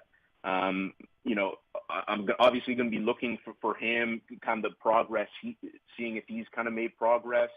Honestly, even though Tom Brady isn't going to be practicing, I'm kind of interested to see kind of how the secondary kind of shakes out. I think what's kind of underrated is kind of Chris Jackson going down with a knee injury, and at this point, we don't know what the deal is with him. And Elijah Molden has missed 7 straight training camp practices. Amani Hooker has missed the last couple training camp practices. Roger McCreary has missed 2 of the last 3 training camp practices and didn't play in the game last night. So kind of what the secondary looks like, honestly, is and kind of how they perform against, some good receivers like Mike Evans. I'm actually not sure if Chris Godwin. Yeah, I don't think he's ready yet. To play. Yeah, Julio Jones. Yes. Yeah, I mean, is he going to practice? I mean, that's kind of the big thing. But yeah, honestly, that Titans secondary is kind of becoming quite interesting with sort of the injuries stacking up, and then the offensive line kind of holding up. I mentioned the Bucs front. I want to see kind of how Dylan Radins kind of handles that. Aaron Brewer, guys like that, how they kind of compete with those guys in the trenches. And Treylon Burks, he had a very quiet preseason opener. He just kind of had that jet sweep run for 4 yards, didn't have a catch. How he looks in those one-on-ones with those Bucs DBs is going to kind of be on my radar as well. Yeah, I'm with you. Talking to Ben Arthur on the Tennessean. Last thing for you, Ben. I'm with you on all that. Also, I'm very interested to see if a guy who I think I'm ready to declare, like this is not a mirage. I think this is the real thing. But next week we'll be telling as well. Racing McMath, is he going to keep playing the way he's playing and just beating people? I mean, I don't know, man. You tell me. I think that I really am embracing the idea that he actually can have a role and can make some big plays for this offense. I don't think he's going to be out there a ton, but I think he can do that. Are you with me on that or not? No, I'm with you, Joe. And obviously it's just been one preseason game, but man, that was a beautiful corner route he ran for that deep ball from Malik. He's been doing that all training camp, whether it's Christian Fulton on him or Caleb Farley on him. It doesn't really matter who's been on him. He's been able to get open deep, and I think that's something the Titans didn't really have beyond A.J. Brown last season. And so for him to kind of emerge and take those next steps as a pass catcher could be huge. I mean, he could potentially be that fourth receiver. And if you remember, I remember A.J. Brown was kind of saying he kind of has that. He didn't compare him to Julio, but he kind of said he has that upside of a Julio Jones just because of his size. He's like 6'3", 220 with 4.3 speed. And for a while, that has always kind of translated for him on special teams, but we're starting to see him come into his own as a receiver. So I'm really excited to kind of see what his trajectory is going to be. I remember last year talking to his wide receivers coach at LSU and just saying how Racy really held his own, even though he didn't get all the looks because you have Jamar Chase and Justin Jefferson and guys like that. He never really backed down, and they had first and second round corners on that LSU team as well. So I think that offensive potential is starting to get unlocked a little bit, and I think what we're seeing from Racy is confidence, and confidence is a very powerful thing in the NFL, and Ryan Tannehill trusts him. These quarterbacks trust him, so I'm really excited to kind of see where he goes from here. Yeah, I'm with you. It's been one of the stories of camp. Ben Arthur from the Tennessee, try to get a nap. Can you get a nap in before Vrabel at noon? Yeah, I have to, because I don't think I'll make it if I don't. All right. Get some rest. Thanks, buddy. Appreciate it. We'll see you over there. Guys, all right. Ben Arthur from the Tennessean. Absolute trooper. We need to get him Iron coffee Man. or something. Yeah, but not now because he's got a nap. A little water, maybe a little warm milk and a nap, and then he'll be at Vrabel later. When we come back, though, we are going to call some shots. Robby and Rexrode, 102.5, 106.3 The Game. The Sports Talk doesn't end on Friday. Join Michelle Knezovic every Saturday morning at 9. I've got my extra large coffee. As she talks about the big stories of the week. Predators news, the Tennessee Titans. And looks ahead to the weekend. Oh, I'm so excited. On Nashville's best sports talk, 102.5 and 106.3 The Game and the Game Nashville app. From the Fox 17 News Code Red Weather Center. I'm Fox 17 Code Red meteorologist Greg Bobus. Our forecast calling for 3 nice additions going into the weekend. Number 1, a return to sunshine. Number 2, lower humidity. And number 3, high temperatures below average in the middle 80s for both Friday and Saturday. This weather report brought to you by Hiller Plumbing, Heating, Cooling, and Electrical. Call the Happy Face Truck today. 33 hours of savings this Thursday, Friday, and Saturday at Electronic Express. These deals are so hot, they only last 33 hours. Get a Hisense 65-inch 4K TV for just $399 or a JBL Bluetooth speaker for just $99. Save up to 50% on 4K TVs, computers, housewares, appliances, and more. Don't miss out on a Samsung Galaxy Watch 4 for $229 or a Medea laundry pair for just $399 each. Now through Saturday, shop online or at all Electronic Express locations. Nobody protects you from mayhem like Allstate. You hear that? I'm a torrential downpour. Torrential? What's that even mean? It means you can't see out of your windshield. And if you have the wrong car insurance, you might have to make it rain to fix your bumper.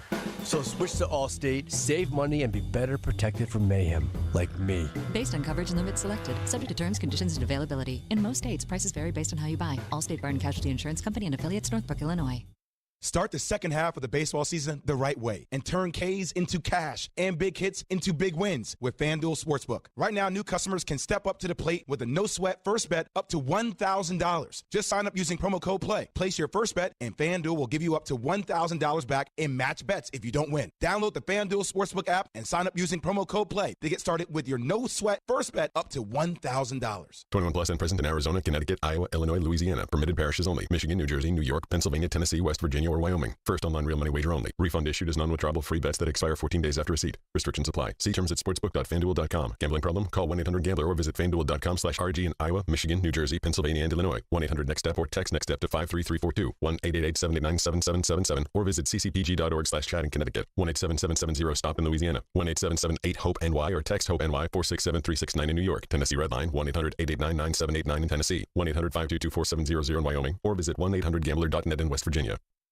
When you're an innovative business, every blinking cursor, every blank page is an opportunity. What will you do with it? Will you make something better or create something new? Our Dell Technologies advisors provide you with tools and expertise to do incredible things. Because we believe there's an innovator in all of us. For advice on smart PCs powered by Intel vPro that's built for business, call a Dell Technologies advisor at 877-ASK-DELL. Jared Stillman. This is a team that the entire city is losing their minds over. Caroline Fenton. It's one of the youngest teams in the league. They don't have a single player over the age of 30. Stillman and Company. Afternoons from 2 to 6. Presented by TriStar Moving. On Nashville's best sports talk. ESPN. 102.5 and 106.3 The Game. And on the Game Nashville app. You're listening to Robby and Rexrode on 102.5 and 106.3 The Game and on the Game Nashville app. The sports weekend has arrived. You know what that means. Shoot your shot. It's time for Call Your Shot Friday with Robby and Rexrode on ESPN 102.5 The Game and the Game Nashville app.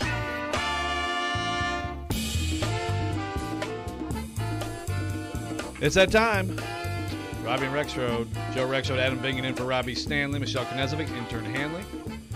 And we're calling some shots. But before we call some shots, of course, we have to go back and review last week's shots. I feel like we had a lot of long-term shots. We can still review them though. So let's go to Michelle. Last week, Traylon Burks will play the first half of the preseason game at Baltimore and have 2 touchdowns. He did not have that. Nope. He did have a jet sweep. He had 1 target, almost had 1 touchdown, but did not do that. You got Vanderbilt will cover the spread, beat Hawaii by 7. You got Kentucky will shut out Miami of Ohio week 1. So we got to remember these. You've got the final outcome for Deshaun Watson, who as of now is scheduled to play tonight for the Browns in the preseason. We'll get 8 games. So you're right in the range of where it is right now. That'll be interesting, of course. And so you've got the shot that there will be more. You didn't call the shot that the Jaguars are going to move to Chicago, which to me would be one of the funniest things in the history of sports. No, I did call the shot.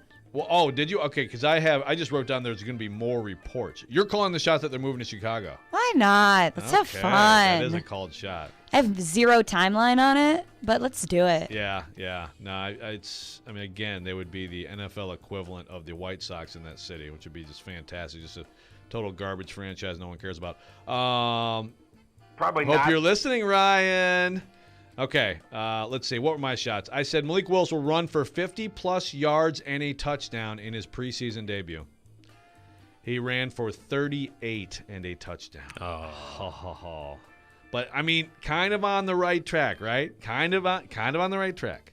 But not. Okay, but that's closest. If this is horseshoes, I'm close. I had Kevin Strong will have 2 sacks in the preseason game. He did play a fair amount. I thought he, looked pretty good. He's looked pretty good in camp. It was one of those late game guy who's still getting a bunch of snaps against a third-string offensive lineman, but didn't happen. And then I had Jordan Wilkins will have 50-plus rushing yards and catch 3-plus passes. I mistakenly thought because Derrick Henry was never going to play, and I figured Dontrell Hilliard was never going to play, and maybe that Hassan Haskins might be a little bit limited because they're counting on, planning on, using him this year. I thought Wilkins would be the guy who would benefit in the preseason game, but in fact, he had 1 carry for -3 yards, and I think he caught it. Yeah, he caught 2 passes, caught a couple passes. So actually, it was 1 pass off there, but the rushing star was Julius Chestnut, 7 for 44, 29-yarder. Haskins had 6 for 19, but I liked Haskins catching the ball, 3 for 29 last night.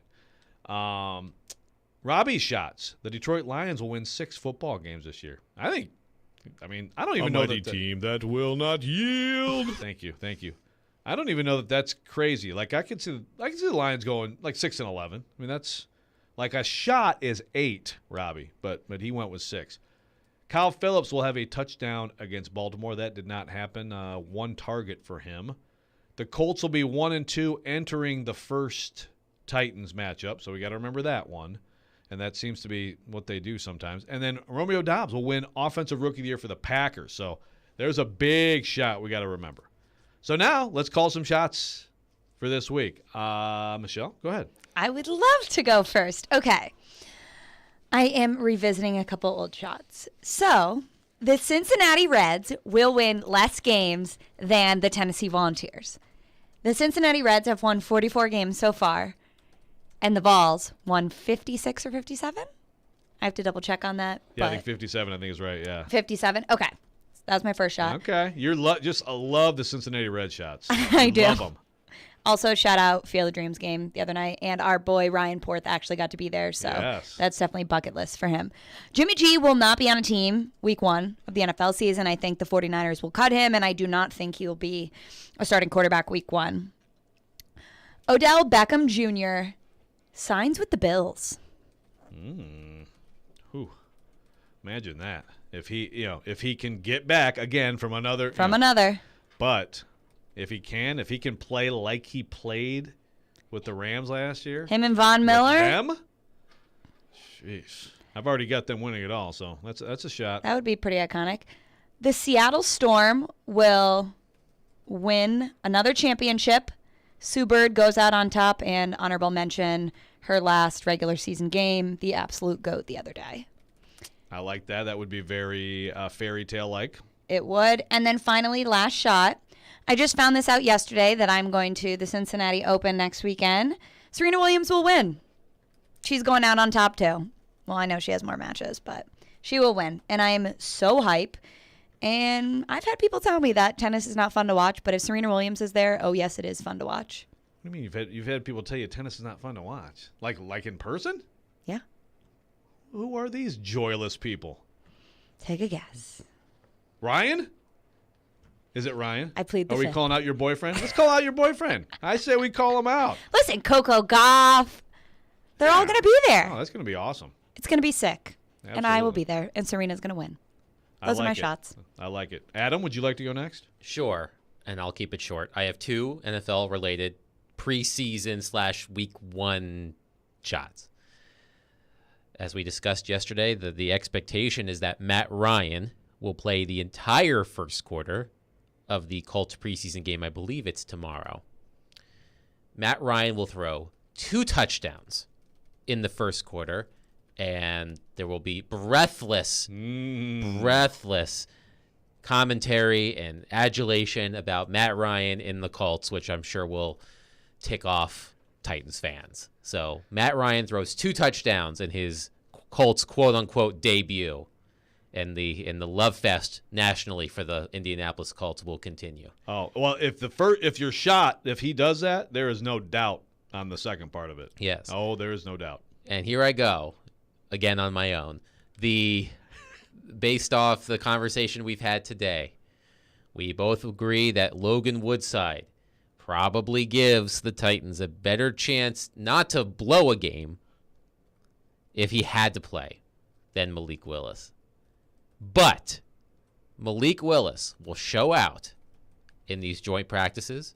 He'll play well in the preseason games. And come week 1 against the New York Giants, he will dress as the backup quarterback for the Tennessee Titans. Wow. There is a shot. Probably not. That's quite a shot. And if that happens, we will celebrate your name on Robby and Rexrode. That's a shot. That's a shot I'm just not willing to take, but I like it. Real quick for mine, I got another opening day one. I'm going to go Nicholas Petit-Frere. We'll start at right tackle on opening day. I agree with Ben Arthur that right now ratings ahead, and it's going to take some work for him to overtake him. I'm calling the shot that he will. I've got Shakur Brown making the Tennessee Titans active roster. That would be as a 6th corner, I think, because I think Chris Jackson will make the roster too. And I'm not sure they're going to keep 6 corners, but that's my called shot. And another one, the New England Patriots will go 6-11. I love that. Now, we've spent some time this week talking about their horrific offensive showing in practice. They did actually look like a functioning offense last night. So it should be noted. Preseason, no Mac Jones, but one thing you got to keep in mind. You got Brian Hoyer going 5 for 8, 59 yards, a touchdown.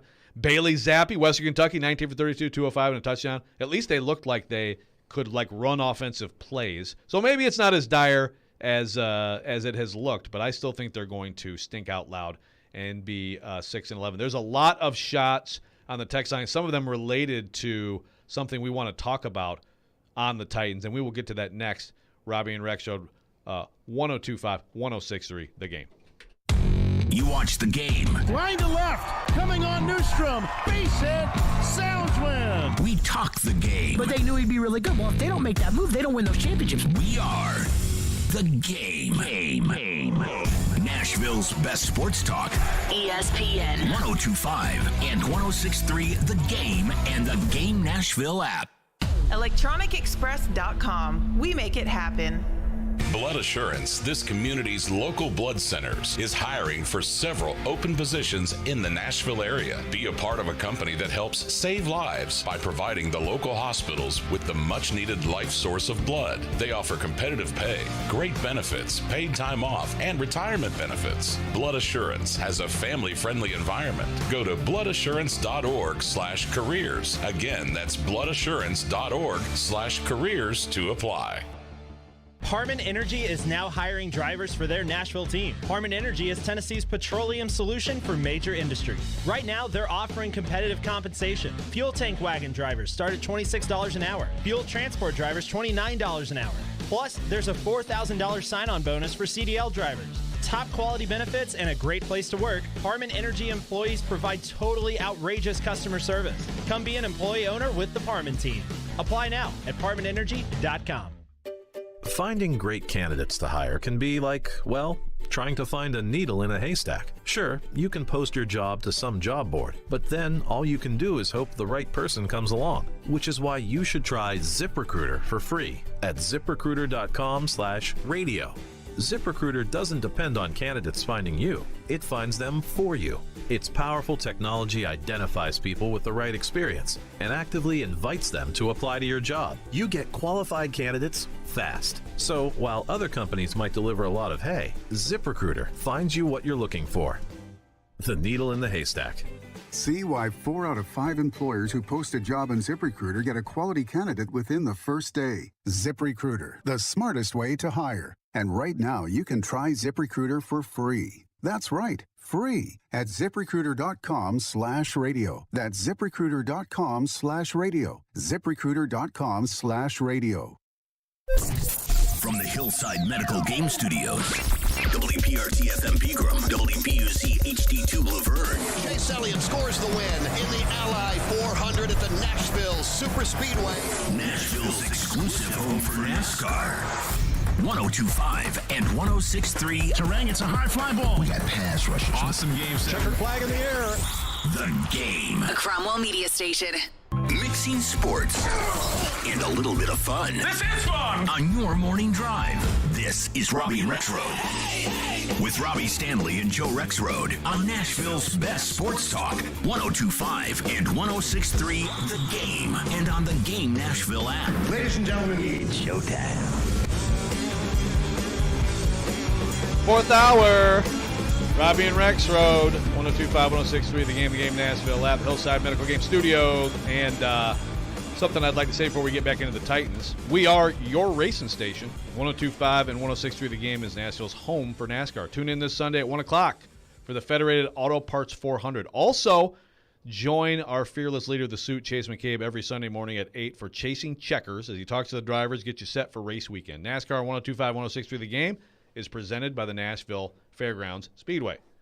So the text line has been just absolutely popping. The text line driven by WilsonCountyHunter.com. People are excited. I think they're excited about the quarterback discussion. There's also some people excited, like me, about Red Hot Chili Peppers and the Strokes tonight. Let's get pumped. But some interesting thoughts. This is something I totally missed, and Megan says this.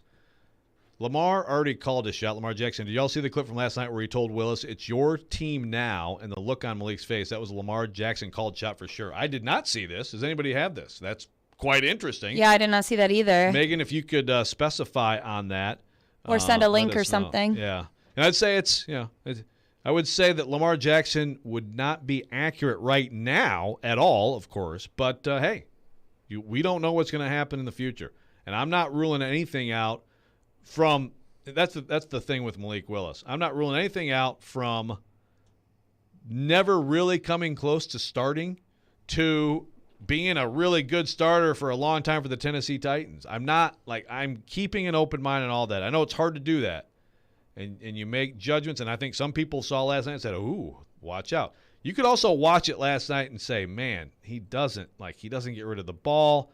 It's every time it's a read, and then you break the pocket, and you can't function like that as a quarterback in the NFL. I think there's some truth to all of it. Bottom line is the talent, the attitude, approach, all that, it's all good, and it's just this long process. Like TD said, I like how TD puts it. It's a slow cooking process. So we're just gonna have to see how that plays out. Coy in Clarksville says, "Can we all agree Logan Woodside should never wear a Titans uniform again?" Yeah. See, there's a lot of that, and I'm sorry, man. Like, Logan Woodside wasn't good last night. I don't think anybody would argue with that. I still believe Logan Woodside. You called the shot, but that's why it's a called shot. I think Logan Woodside is going to be the Titans' backup week 1.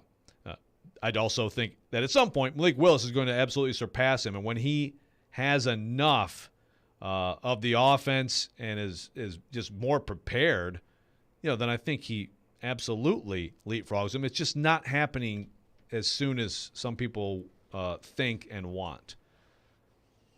Your thoughts? I just feel like I'm just blabbing sometimes and not letting you talk, Adam. I'm sorry. Well, you are on mic 1. Yes, not my favorite. You are steering this ship, and no, I mean, that's why, like I said, I'm swinging for the proverbial fences. I don't like it when I mix up sports metaphors. We're talking about football, and I just used a baseball reference, but that's okay. The likelihood of Malik Willis beating out Logan Woodside seems slim. We talked about it with Teron and with Ben, but if it happens, I look smart, so that's why I'm going with it. No, that's what a called shot's supposed to do. So a called shot, actually, we may have had a called shot about Racey McMath earlier. We're going to have Racey McMath coming up in about 10 minutes here, so excited to talk to him. I think there may have been a shot somewhere about him making the team. Hopefully that was me with the smart called shot. Right now, I don't think it's a called shot to say that. I think there's a clear top 5 at the receiver position for the Tennessee Titans. I also think there are a lot of legit contenders if there's a 6th spot. Des Fitzpatrick got a lot of action last night. He didn't end up. I mean, again, as we've talked about, and people have said on the text line, there was not a ton of targeting or catches for receivers. Let's see. Des Fitzpatrick ended up with. He got targeted 4 times. He had a 10-yard reception from Logan Woodside later in the game. Logan Woodside was taking some checkdowns late to make his numbers better. 14 for 24, 102. Couple picks. TD laid out earlier. You could blame Godwin for one. You could blame Kinsey. The receivers didn't help him enough, but he still threw some real bad passes last night. Made some bad decisions. Tried to throw a 3rd pick, but the receiving 5, I think, is clear. And you didn't see it last night. Traylon Burks had 1 target. Kyle Phillips, 1 target. Neither of them had a catch. This is where practice still, in a lot of ways, means more than one preseason game. But Phillips and Burks are going to be in that quintet. And we know the top 3. Well, I shouldn't say we know the top 3. We know the top 2, which is, of course, Woods and Westbrook-Akina. They didn't even, all the people who didn't even dress last night, that tells you how important they are to this team. Woods, Westbrook-Akina, start there. Phillips, I think, will have a role. Burks, he's still a rookie, but it's been overall good. He's going to have a role. I think his role probably increases as the season progresses, which is like A.J. Brown in his rookie year. But Racey McMath has become the 5th guy, and I would not have guessed that going into camp. I picked him on my first 53 to make the team, but I also had a 7-person receiver room. Josh Malone was also in there. And Racey McMath, I picked him just because I think as a special teams player, it's still an important role. Westbrook-Akina this year, I think, is going to have his special teams role reduced / possibly eliminated. That was a big key to him making the team 2 years ago. I think now he's become so important as a receiver that's going to go away. So you've got to fill that void. Keep that in mind too. But I think McMath is the clear fifth guy, and I think he's a guy who is going to make plays for this offense this year. And you know what? I'm not ruling anything out. I'm not ruling out, like at the beginning, if you tell me right now, Racey McMath at the beginning of the season has a bigger role than Treylon Burks, I don't think that's the craziest thought in the world. Again, I'm saying beginning of the season. I'm talking about a rookie, Racey McMath, a second-year guy who has obviously worked his butt off to get where he is today, with a lot to work with, but he has worked his butt off to get where he is today. I think that's possible. Either way, I think by the end of the year, Burks will have a more consistent role, but Racey McMath is going to do something for this team this year. And that I would not have guessed that going into camp. That's probably as positive a development as the Titans have, along with Farley being able to play every day. And Burks has been a positive development based on, relative to spring. Yeah, for sure. I don't think that thought is as crazy as it sounds. I do think that McMath is more polished right now than Burks is, but that just comes with the territory of having been in the league for a year longer, even though McMath did not arrive with the same pedigree as Burks, the same hype, of course. No, I think that makes perfect sense. I think, as Burks gets his feet wet, so to speak, at the NFL level, McMath might be more of a target, but then I think as the season progresses, it'll head to its more rightful spot with Burks more involved in the passing game. Yeah. So, I would agree with that. And there's a huge difference when you talk about college career. You're talking about it, two SEC guys. Burks was a breakout star last year. Burks went from unknown that Arkansas was hoping would kind of come along, and there was talk about his conditioning, all that stuff before, to star and first-round pick. And McMath was – we know the receivers who were ahead of McMath at LSU. It was a decent group. But he just never really – he never really had a lot of production. It was just one of those things where it's like, how do you judge that? Sometimes you're just on a depth chart. Like if he was at another place, I think he could have been a star at other places. But at LSU, it was hard to get reps. Clearly raw last year, but I think you got to give him and you got to give receivers coach Rob Moore a lot of credit for what you're seeing, because you don't just get open like that because you're big and fast. He got clocked at 4.34. Great. Plenty of people who can run fast, but this position is such a technical position, so many nuances, so much work that goes into setting people up, knowing coverage, knowing your opponent, having timing with your quarterback, all these things. Clearly he's worked hard, and it's pretty remarkable to see Racey McMath play football now compared to a year ago. Again, after that, that's an interesting question, is there a sixth guy? I thought Des Fitzpatrick, he'd still be my pick. If there's a sixth guy, it would be Des Fitzpatrick. I just don't know. And by the way, we do have some confirmation on the Lamar Jackson. So Michelle sent it. I can't watch it right now. A lot of people are sending this clip. So it does look like. So you saw it, Michelle, and it does look like that's what he says to him. It's your team. Yeah, now. It looks like he mouthed it to him. Yeah, well. What was the expression? What was the expression on Malik Willis's face? It almost looked like he asked him. Asked him to repeat it for a second. Huh? Wait, and then Lamar was like, mm-hmm, and looked back at him. Pump the brakes a little bit. But look, I think with Willis, yeah. So here's Travis. It said what I just said on the text. Pump the brakes. I get it. It's exciting. Let's not weigh the goal before we know if it's fools or not. Preseason week 1. Yes, absolutely. But I think any Titans fan who has probably been hearing for a couple weeks now how much he struggled. I mean, some people say he, quote, stinks. But regardless, he struggled. It's not unpredictable. But if you've heard all that and then you watched that last night, you probably were pleasantly surprised, right? Because, look, he did make some loud plays. He has ability. There's no doubt. It's just so early now to know what that's going to mean. Liam, again, this has been most of the show today on the text line driven by WesleyCountyHunter.com. We can't win with Woodside, so why not just roll with Malik as a backup, not have to cut someone who can actually help? But here's the argument against that, Liam. I'll repeat it. Right now, with this defense and this running game, the quote-unquote veteran game manager may be your better option in a game or two. And I don't argue with anybody who said Woodside was bad last night, but I think that's still I would still say right now where Willis is and where Woodside is, you're probably better off with the game manager scenario.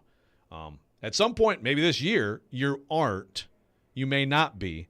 But right now, I think you are, and I think there's just some overreaction to what we saw last night with both guys.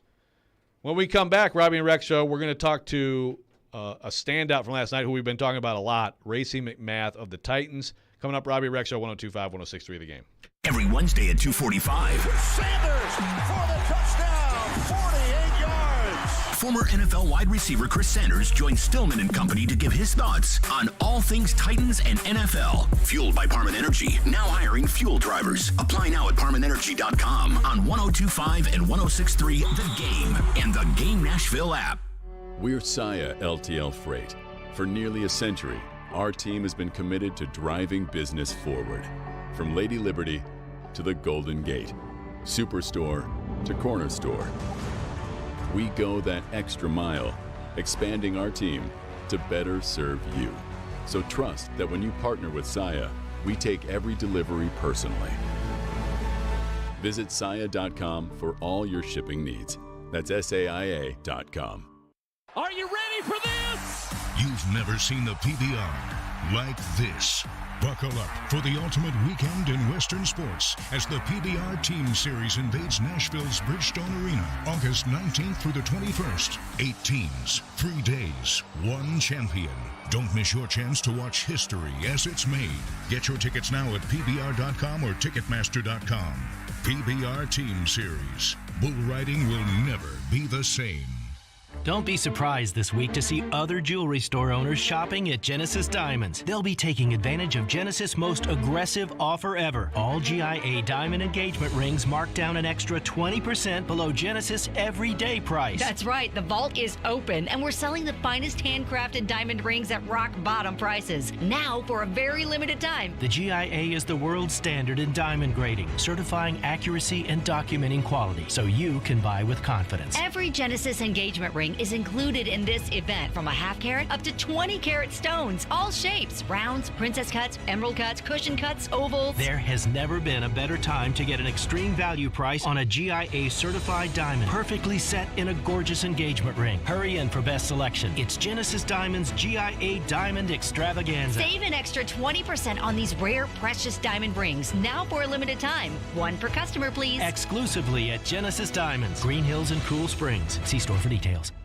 It's a fact. Guys hate going to the doctor. But when it comes to erectile dysfunction and low testosterone issues, men from all over Middle Tennessee have been thrilled seeing Dr. Alderson and their providers at the Tennessee Men's Clinic. Men all the way up to 95 years old have jump-started their sex drive and energy levels. Lots of men suffer with ED for years, but now they're able to enjoy sex again. Tom from Nashville said, "The Tennessee Men's Clinic has changed my life. I have been able to be intimate with my wife for the first time in 5 years. She thought this problem was because of her, but the pills never worked for me. I had given up until I went to the clinic and realized there were more options for erectile dysfunction. Now I'm happy and my wife is happy. A visit for only $99, and that includes all testing, including a PSA and testosterone test. Give the guys at the clinic a call at 615-208-9090. That's 615-208-9090. Or go to TennesseeMen'sClinic.com. Visit our website to learn more, including side effects, treatments, extra, results vary.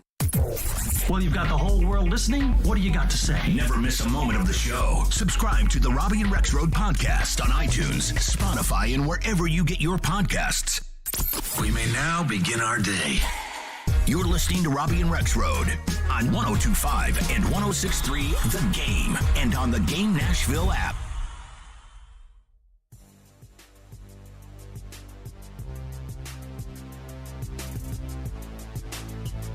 Welcome back in. Robby and Rex Show, talking a lot of Titans today. Titans-Ravens preseason opener last night, and a guy who made another big play, and he's been making a lot of big plays in practice the entire training camp. Very happy to bring in our guest line, Racey McMath, Titans' second-year receiver. Racey, how are you doing? What's up, man? I'm doing good.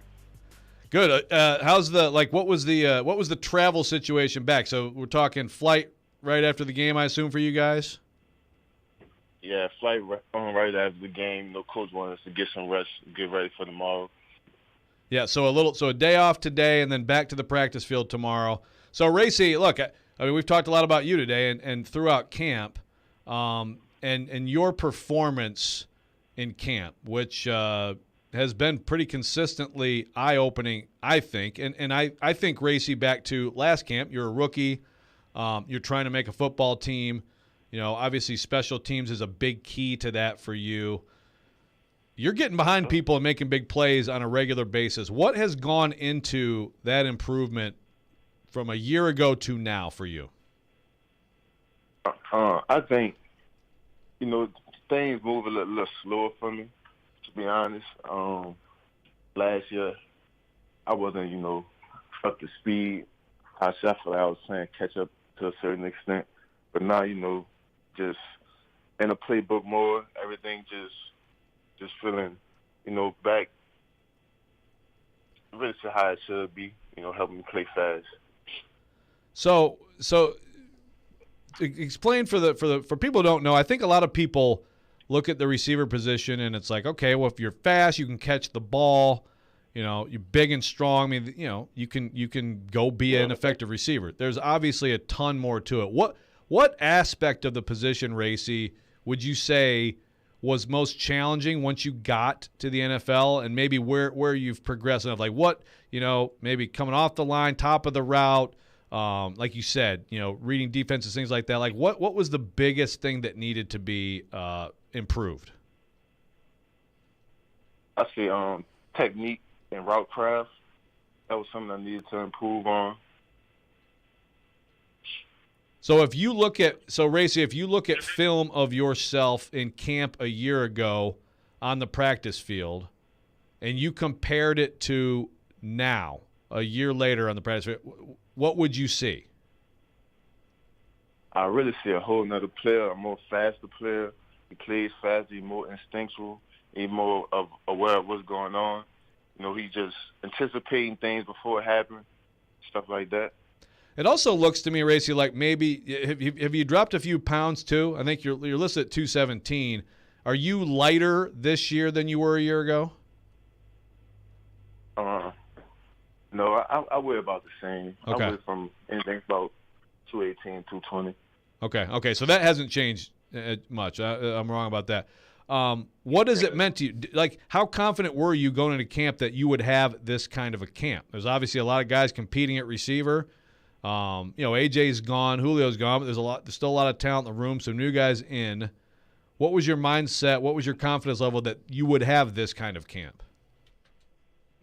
Well, I know coming into this camp, I didn't really know my role, but I knew it was going to be a bigger role than I had last year. So I knew the opportunities I got going into camp, I was going to have to take advantage of it. And there's been a lot of deep balls this camp so far. So I've just been trying to, take advantage of those plays that's been given to me.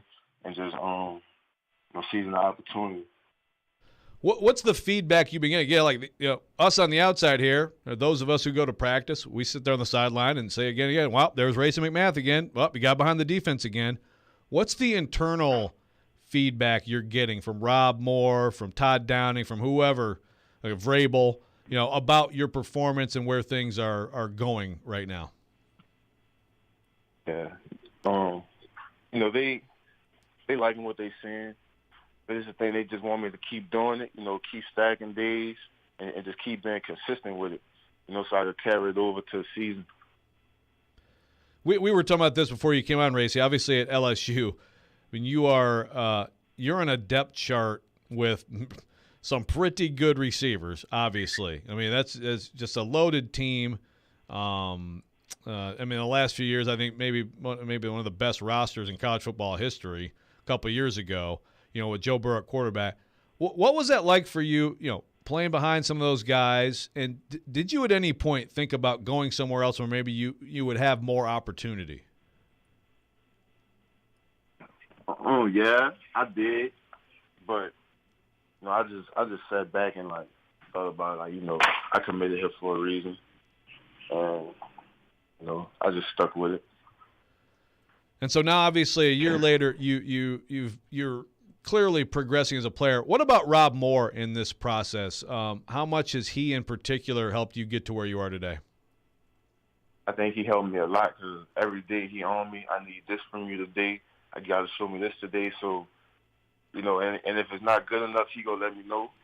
And I think he on me a ton, throughout the whole day. Practice, I sit by him in meetings when we doing team meetings, and he letting me know what should have been done and what I need to do, because he see the ability in me too to be a great receiver.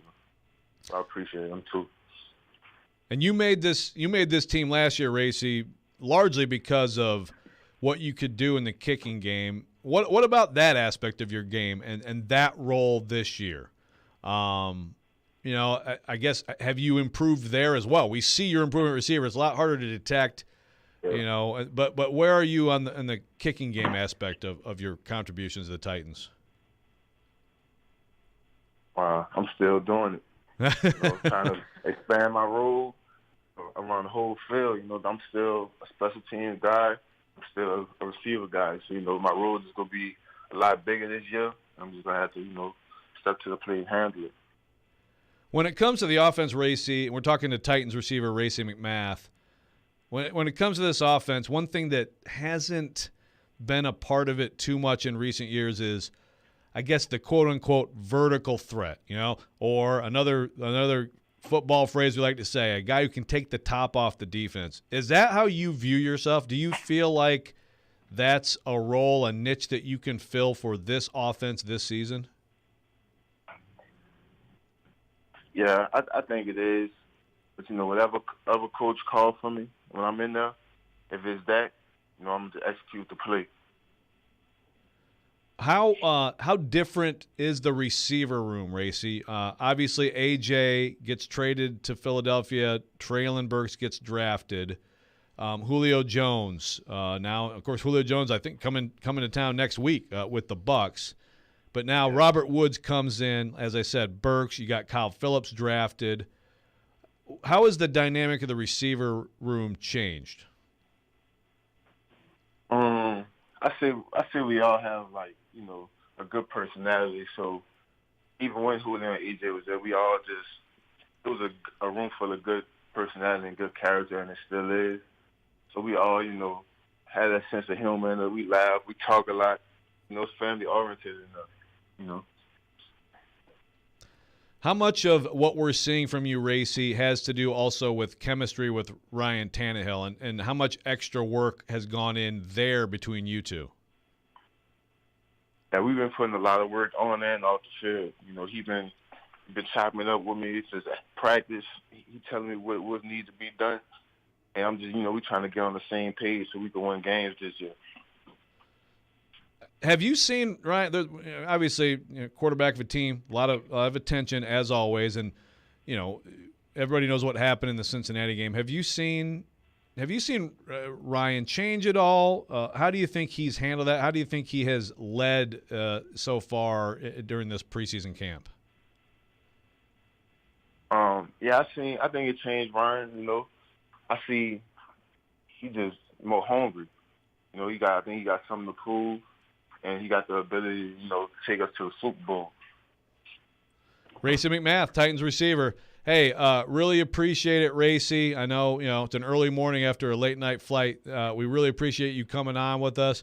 It's been fun watching you, and it's going to be fun to keep watching you. So thanks so much, and good luck moving forward. Thank you for having me. Racey McMath, Titans receiver, right there. And when we come back on Robby and Rexrode, we'll react to what Racy said and get back into the Titans-Ravens reaction. Robby and Rexrode, 102.5, 106.3, The Game. Hey, Preds fans. Sliding across to make the save is Sarah. You can now hear Nashville's best sports talk. The back-hander scores! And every Predators game on 106.3 FM. Oh, that was a thing of beauty. From downtown Nashville to Rutherford and Williamson counties. Duchesne with the overtime winner. Catch all the action on 102.5 and 106.3 The Game. Men, what if I told you that now you are able to get testosterone replacement therapy in the comfort of your own home? No more weekly trips to the doctor's office. We come to you 7 days a week, 12 hours a day. Be seen by a licensed medical professional in the privacy and comfort of your own home or office. You decide. Schedule your appointment today at CoolSpringsMD4Men.com. With your home value up again, you are sitting on a pile of money. So don't let it sit there. Use it. Willie Donick here for my friends once again at Loan Pronto. Introducing Loan Pronto's Equity Line of Credit program. You don't have to refinance, but you can access up to 97% of your home's value. Get cash now to pay off all your credit cards or do that home improvement project. Get your down payment for a new home or stash away for a safety net. You can get $50,000, even $100,000 or more out of your home. And the payments are crazy low. Think what you could do with $100,000 right now. Loan Pronto makes unlocking your equity easy, and they can probably even waive the appraisal. Don't just let all that home equity pile up. Turn your house into an ATM machine and get the cash you need. Call Loan Pronto now, 615-499-5780. That's 615-499-5780, or go to loanpronto.com. Equal housing lender, NMLS 166-1781, subject to lender approval. Join 1025 The Game, Brentwood Fire and Police, the Williamson County Sheriff's Department, and the Nolensville Fire and Rescue for the 9th Annual Williamson County Battle of the Badges Blood Drive, Wednesday, August 17th from 6 a.m. to 6 p.m. at the Brentwood Library on Concord Road. This year's blood drive will be in memory of Williamson County Deputy Chandler Rowe. Support the 9th Annual Williamson County Battle of the Badges Blood Drive, Wednesday, August 17th, sponsored by B.L. Harbert International. Hey guys, Jeremy here, General Manager at Blend Bar with Davidoff Cigars. We are the go-to spot in Nashville for the best old-fashioned, a nice relaxing cigar, and lots of high-end spirits and wine. Are cigars not your thing? No problem. We have the best ventilation system in the industry that provides a fresh, clean atmosphere for you and your friends. We are here to provide you a trendy, upscale experience in the heart of downtown. Check us out at 508 Church Street. Blend Bar with Davidoff Cigars. Luxury redefined. Your home for Hit City is 94.9 The Fan. Your Nashville Sounds continue their series against the Gwinnett Stripers at First Horizon Park. Swing and a miss, strike three. Sounds win. Coverage begins at 6:50. On your home for Sounds Baseball, 94.9 The Fan and The Fan app. Hey Nashville, this is Gary Bettman. You're listening to Nashville's best sports talk, ESPN 1025 The Game. Joe's the only person in the world who doesn't think that Ryan Tannehill looks different in training camp. In fact, Jeremy Fowler, just like Dan Graziano, did a training camp tour and came and saw the Titans, and it's on ESPN.com. And just like Dan Graziano's, he talked about Tannehill. It just looks different. Like the way he is operating just looks different. And here's Joe now giving me an impossible burden of proof of go get the training camp tape from the Titans from last year and tell me how Tannehill is different. Let me explain something about the Tennessee Titans. I would literally have to get Roger Goodell to allow me to watch last year's training camp footage. If I texted John Robinson today and said, hey, JR, working on something over here, can I watch last year's practice tape? He would not text back. Or if he did, he would say, hell no. So now Joe, who is so hell-bent on something everybody else believes and is so convinced, because last year we played the cut when he asked Tannehill about his interceptions in training camp, and he was like, you're just trying to force things, right? Like he already had his mind made up then.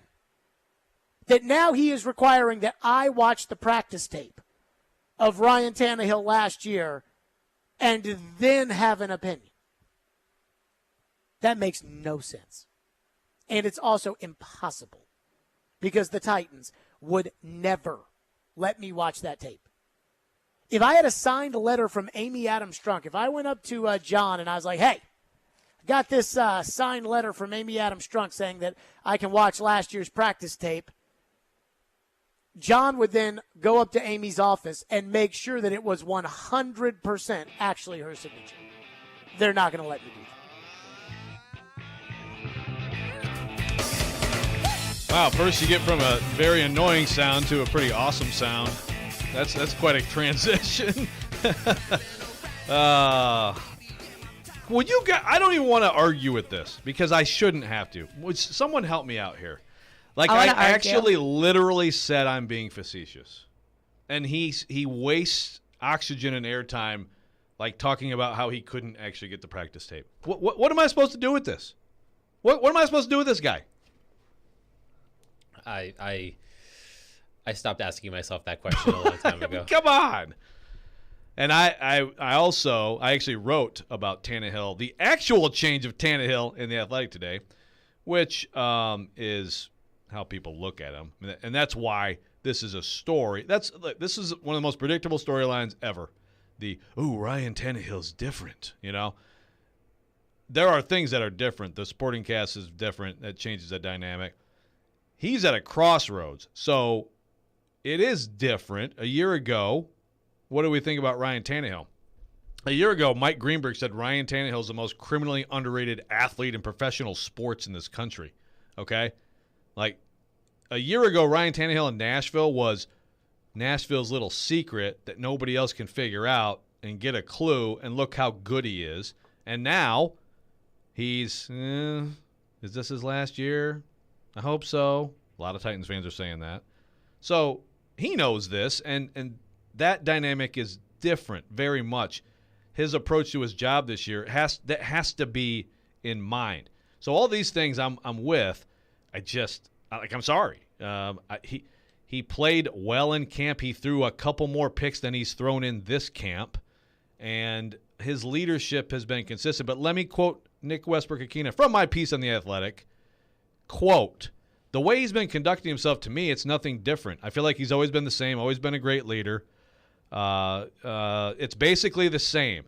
I've been on the other end of that, making mistakes my rookie year, and hearing from Ryan about it. I feel like it's always been the same. He's been pretty consistent in my time here," end quote. Nick Westbrook-Akina was an undrafted rookie trying to make a football team. The first camp that Ryan Tannehill had to be the leader of the football team. In 2019, Tannehill was Mariota's backup. So he's seen the whole thing. So, again, it's just making too much out of some things that don't mean a ton, including really anything Tannehill does in camp. But I absolutely agree that there's a huge difference psychologically for him and his job this year once he gets into it. And he does have to, I think, be more vocal. By the way, that quote from Westbrook-Akina was about the Kyle Phillips encounter that we've talked a ton about. He does have to, I think, be more vocal because he's got Traylon Burks, young guy's going to lean on. Kyle Phillips, young guy's going to lean on. Racing McMath, second-year guy, who clearly is coming on, but he's going to be leaning on him too, to some extent. So those are the differences. And I don't know what else to say to Jared. Like I said that day, yes, we talked about the picks. I'm going to find proof that we talked about the picks. But Jared, I said that we talked about picks. No, I'm going to find the proof, and Ian's going to find the proof. We talked about the picks. But Jared, I said we talked about the picks. No, here's the proof. You guys just what do I do with this dude? You both, though, don't hear each other, and then you just you comment back at it when the other one can't comment back. You got to give me an example on my end of that. I listened to him. Well, okay. Okay. Sometimes. Come on. I can't think of a specific one off the top of my head. Well, I want you to call me out when that's true because I hate that stuff. And I don't want to be guilty of it. And I think you're right that I get flustered sometimes and which is fair. Lose my crap. But, I mean, my gosh. Dennis on the text line, driven by WilsonCountyHyundai.com, said, "I'm disappointed you never asked Racy to sing. That was a mistake on my part. We got Roger McCreary to sing last week, and it was pretty sweet. So next time, Dennis, next time. So anyway, I don't know where we go from here. Tannehill didn't play last night. He's playing well in camp. We'll see with him. All that matters is what happens come playoff time. Well, yes. Now you got to get to playoff time. You have to get there, of course. But I think we're both pretty confident that they will. But generally speaking, and here's that word you don't like, the narrative surrounding Ryan Tannehill. Anything he does during the regular season, as long as he doesn't screw up so badly that the Titans don't make the playoffs. And of course, it's not all on him, but he is the quarterback with a lot of pressure on him. as long as he helps the Titans get into the playoffs, even if he has a bounce back season, all that matters is what happens in January. Yes, and look, he's looks good right now. I'm not like everything that's happening. Like it's encouraging. It's just I wouldn't have expected anything different. Like last year, he threw more picks in camp, but he wasn't, like hanging his head and going over. Someone else talk to the guys. I mean, I think he may not be Brady Manning, but I think he's a pretty natural leader. He's not afraid to hear his own voice. I think that's something that Vrabel liked right away in the early going when Vrabel clearly wanted more from Mariota in that way. And, I mean, lots of people have said that about Mariota. He just isn't a naturally loud on the field guy, doesn't naturally get after guys. Tannehill does. Not a ton, but when needed. So it's not very different. But regardless, it's all good things for the most part you're seeing from Tannehill. And I think some of the reason it's good is because one of the biggest questions I had coming into camp is being answered, I think, quite well with the guy we just had on, Racing McMath. With Traylon Burks being out there making plays. Robert Woods, no problems with the ACL.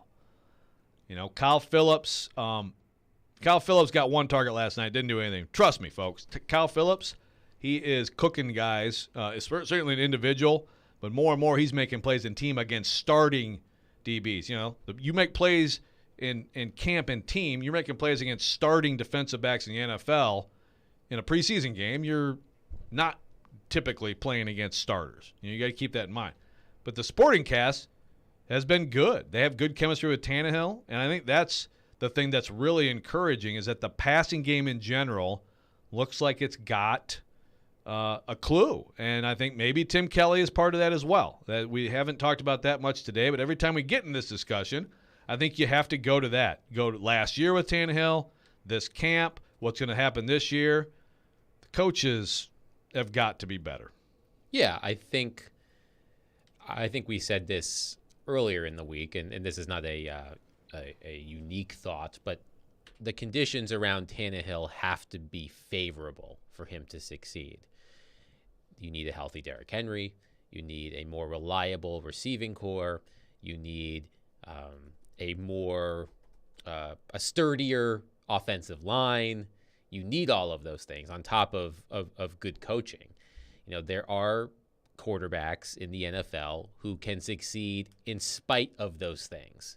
If they don't have a great running game, or if their offensive line is a bit leaky, they can still make things happen. Now, that isn't to say that Tannehill can't do that at times, but he is not one. I would not put him in the. He's not Lamar Jackson. He's not Patrick Mahomes. He's not Aaron Rodgers. Well, he's not what Malik Willis could be as a creator someday. Right, exactly. But someday. That's, by the way, a great Stroke song that I can't wait to hear them play tonight. Speaking of that, I did want to get to something quickly here. I'm a little bit mad at Michelle right now for both sidesing the Jared and Joe discussion. But look. Wait, okay. But that's okay. But you brought up a good point. I totally blew it earlier with my Rex rant about regrets. You totally blew it. You blew it. Perfect. Joe. Dude. Oh. So for anybody who didn't see this, honestly, guys, when I saw this yesterday, I totally thought this was like one of those fake accounts. No, you didn't. I believed every second of it when I read it. I saw it. I'm like, that's there's no way. But this is real. This is Antonio Brown on his biggest regret. Quote, "My biggest regret in my career doesn't involve calling my GM a cracker or showing up to Raiders camp late in a hot air balloon with frozen feet or throwing rocks at that UPS driver, and it definitely doesn't involve taking my shirt off and doing a victory lap around the Jets stadium mid-game while throwing up deuces. My biggest regret is that I'll never get to see me, Antonio Brown, play a game live. Sure, I can watch the game afterwards, but I can't imagine what that was like for you all to see something like that. Like watching the Beatles or Jesus perform at Red Rocks," end quote. I mean, there's so much there to unpack. So much there. I want a shirt that is your name in it, Rexrode, for our show. My gosh, that's just. I mean, first of all, yeah, there's a lot of like Jesus at Red Rocks, like acoustic set, like what But also, like, I want Robby's reaction to the fact that Antonio Brown brought the Beatles into this. Like, there's so many ways you can go with this.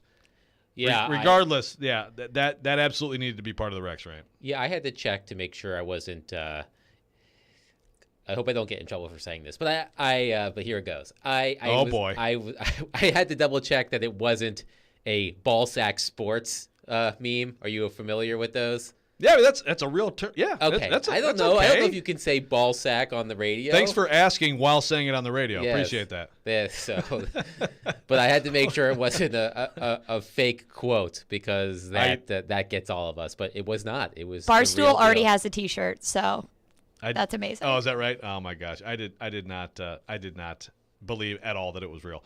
Real quick, folks, the final countdown of the fall sports season is approaching. Before everyone hunkers down in the man cave, we're providing the ultimate date night opportunity. A pair of tickets to see Michael Bublé at Bridgestone Arena Tuesday, August 16th, coming up this Tuesday. Plus, qualify to win a Davidoff Cigar Blend Bar Cocktail and Gift Card. Tune in to Chase, Willie, and Diaz today during the noon hour for your chance to win. Brought to you by Blend Bar with Davidoff Cigars. And when we come back, we're going to wrap up the show in the week with Adam Vingan. We've got to talk hockey. We've been doing hockey every day with Adam, and we are going to come with the ultimate question for Adam Vingan next. Robby and Rexrode, 102.5, 106.3, The Game. From the Fox 17 News Code Red Weather Center.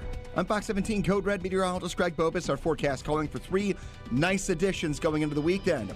Number 1, a return to sunshine. Number 2, lower humidity. And number 3, high temperatures below average in the middle 80s for both Friday and Saturday. This weather report brought to you by Hiller Plumbing, Heating, Cooling, and Electrical. Call the Happy Face Truck today. Bill was tired of saying no to his kids because of his debilitating pain. I have 3 kids that are 13 and under. Every day they're asking, Dad, can we take a bike ride? Dad, can we play ping pong? Unfortunately, in the past, I had to sadly say no quite often. An accident left Bill with aching knees and shoulders. Even after 4 knee surgeries, Bill still felt constant pain in his knees. And then he discovered QC Kinetics and their natural biologic therapies. I did it on the knee. It really became life-changing. I've had the same results with the shoulder. QC Kinetics non-invasive regenerative treatments help restore damaged tissue and provided much-needed relief for knees, hips, shoulders, and backs. Right there in the office, no downtime. Bill's able to do just about anything these days. Like taking my kids to Disney World and walking 10 miles a day at Disney, bike riding, taking a walk on the beach. Call QC Kinetics for your free consultation today. Call QC Kinetics, 615-249-4024. That's 615-249-4024. 615-249-4024.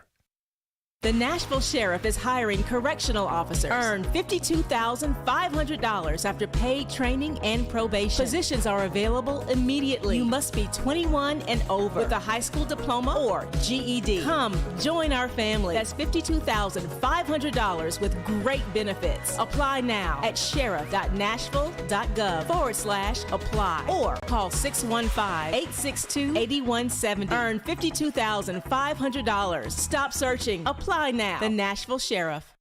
Get in on the conversation at 615-737-1025. The Game text line is driven by Wilson County Hyundai. Online at wilsoncountyhyundai.com. In the wee hours of the night, when everyone else is fast asleep, you're the one on third shift, burning the midnight oil.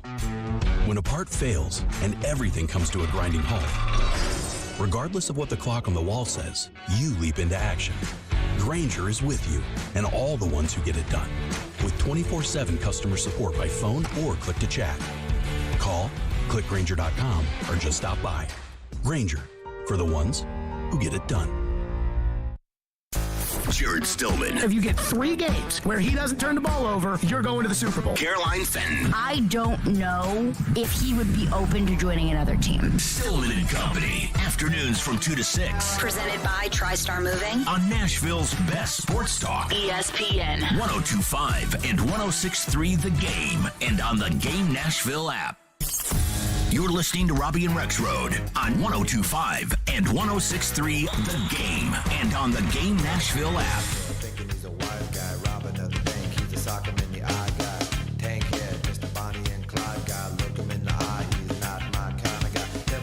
All right, I got to stop. Red Hot Chili Peppers tonight. I hope you'll be there at Nissan Stadium and the Strokes. If you do, come say hi. I will be the pseudo boomer embarrassing the hell out of his teenage son. It's going to be fantastic. Also tonight, tune in for Nashville Sounds baseball today, 5:35 and 94.9 The Fan as they play a doubleheader. The Sounds are home at First Horizon Park, taking on the Gwinnett Stripers, AAA affiliate of the Atlanta Braves. Sounds baseball on 94.9 The Fan, presented by 312 Pizza and Farm Bureau Health Plans. Last segment, folks. And there's some unfortunately, there's a lot on the text line I can't get to today. The text line driven by WilsonCountyHoney.com, including some people asking, like, is that satire? And I'm not sure if they're talking about Antonio Brown or Jared Stillman, but both qualify for that question. But I want to end this week. Adam Vingan has been in here all week for Robby. It's been a lot of fun. It's like old times when you and I just used to be just joined at the hip, man. Yes, a lot some of of those good times. some of those postseason runs. But it's been a blast, and I got to end with hockey. So I got to end with this. All right. We've talked about a lot of different aspects of the Nashville Predators, but now that we know what the team's going to be, you know what the other teams in the Western Conference are going to be. What is this team this year? What is the? Let me ask it this way: what is the best this team could be this season? Yeah, that's a good question. Because when you look at some of the other happenings around the Western Conference specifically, there was some big news yesterday. The Vegas Golden Knights announced that Robin Lehner, their starting goaltender, is expected to miss the entire season. Yeah. After undergoing hip surgery, and that team has plenty of had plenty of poor injury luck last season, and that certainly doesn't help. And you look at some of the other moves that teams have made.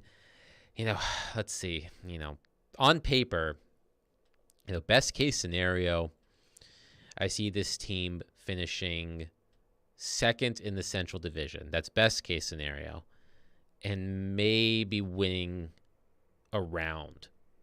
I think this team's ceiling is probably a second round exit, maybe a conference final if a lot of things break right. But then again, a lot of things broke right individually last season, and you saw what ended up happening. So I do think that, the additions of Ryan McDonough and Nino Niederreiter absolutely help.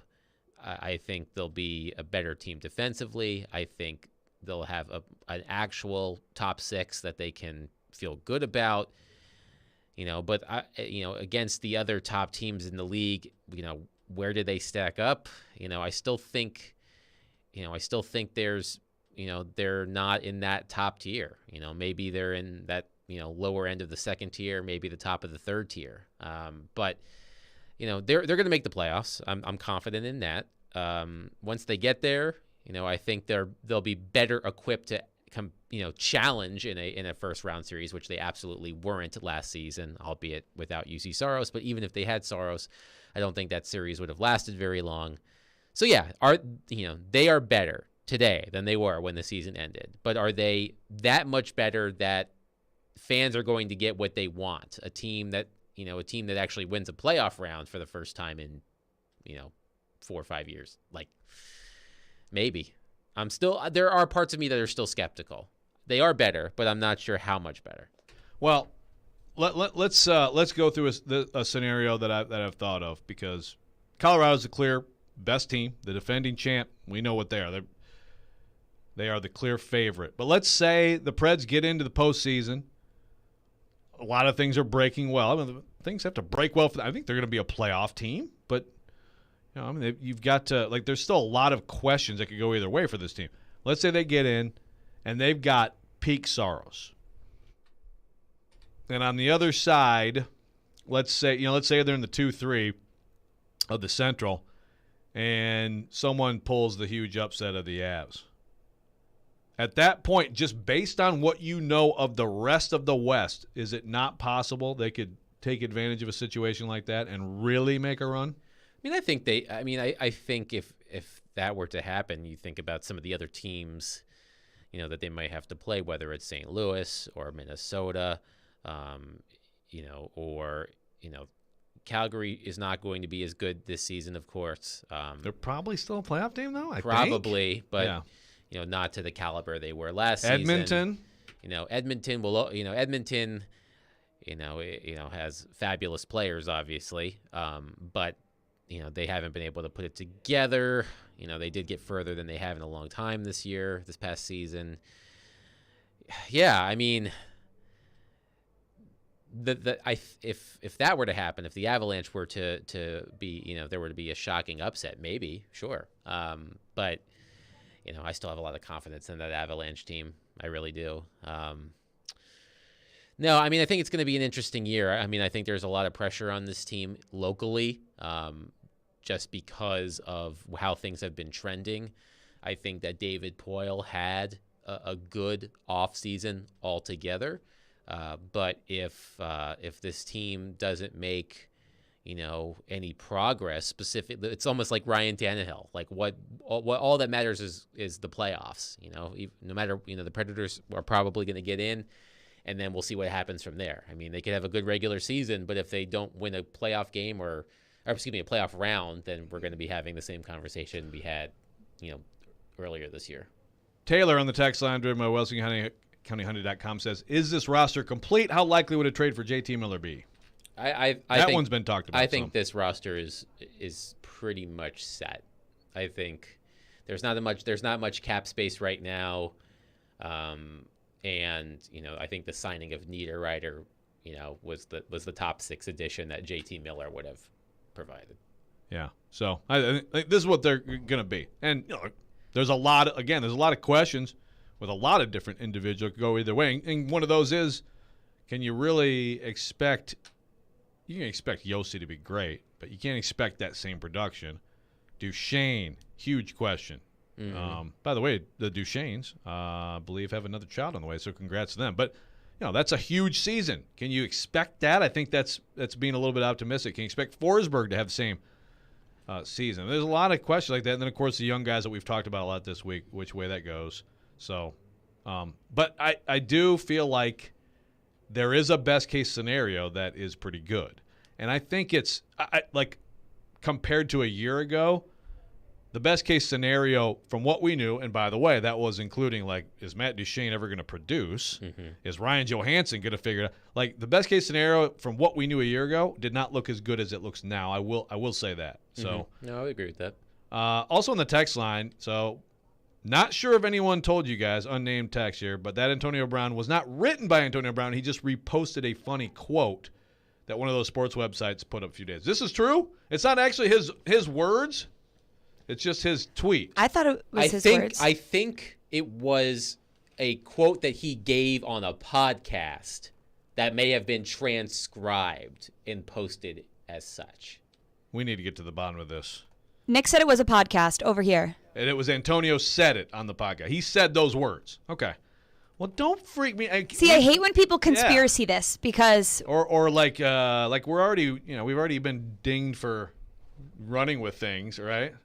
Let's run with the fact that Kentucky is a basketball school. Now that is some Twitter tea right now. I'll tell you what, next week we are going to jump in on Stoops versus Calipari. Kyle Tucker is tearing down the entire Kentucky athletic department from the inside while lounging on the beach in the Bahamas. We're going to have to get him on too. My goodness.